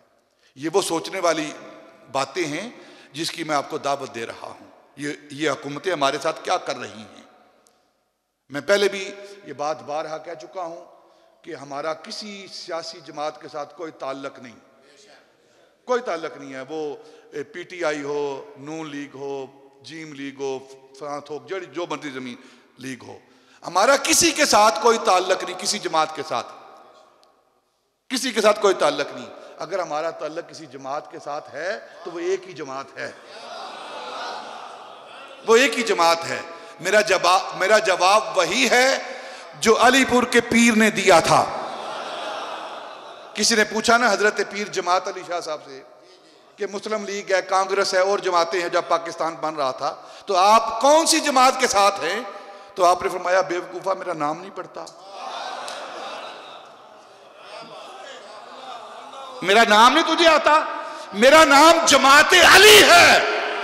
हम अली के जमात के हैं, हम रसूलुल्लाह की जमात के हैं, हम हसन की जमात के हैं, हम हुसैन की जमात के हैं, हम अबू बकर की जमात के हैं, हम फारूक आजम की जमात के हैं, हम उस्मान गनी की जमात के हैं, हम मौला अली की जमात के हैं, हम दाता अली अजमेरी की जमात के हैं, ख्वाजा अजमेरी की जमात के हैं, मुजद्दिद अल्फसानी की जमात के हैं, बहाउद्दीन ज़करिया मुल्तानी की जमात के हैं, हम पीर लासानी की जमात के हैं, हम कहले वाले के पीर की जमात के हैं।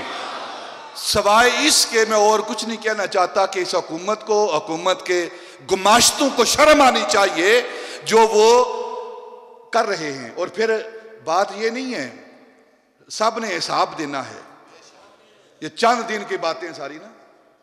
यहां तो कारून नहीं रहा, नमरूद नहीं रहा, फिरौन नहीं रहा, तुम्हारी क्या हैसियत है इन हुक्मरानों की?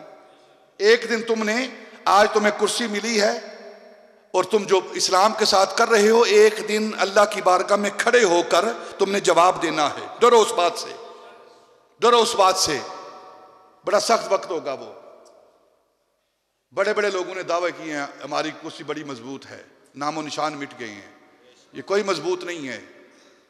मजबूत करो, कुर्सी को मजबूत ना करो, अपने दीन को मजबूत करो, अपने दीन को मजबूत करो, नबी पाक की गुलामी को मजबूत करो।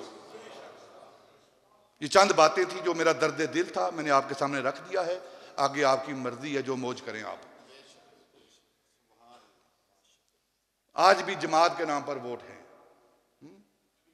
अगर जे बुत हैं जमात की आस्तीनों में, लेकिन वोट फिर भी जमात के नाम पर। जो जहां अड़ा हुआ है वहीं अड़ा हुआ है। शर्म आनी चाहिए ना।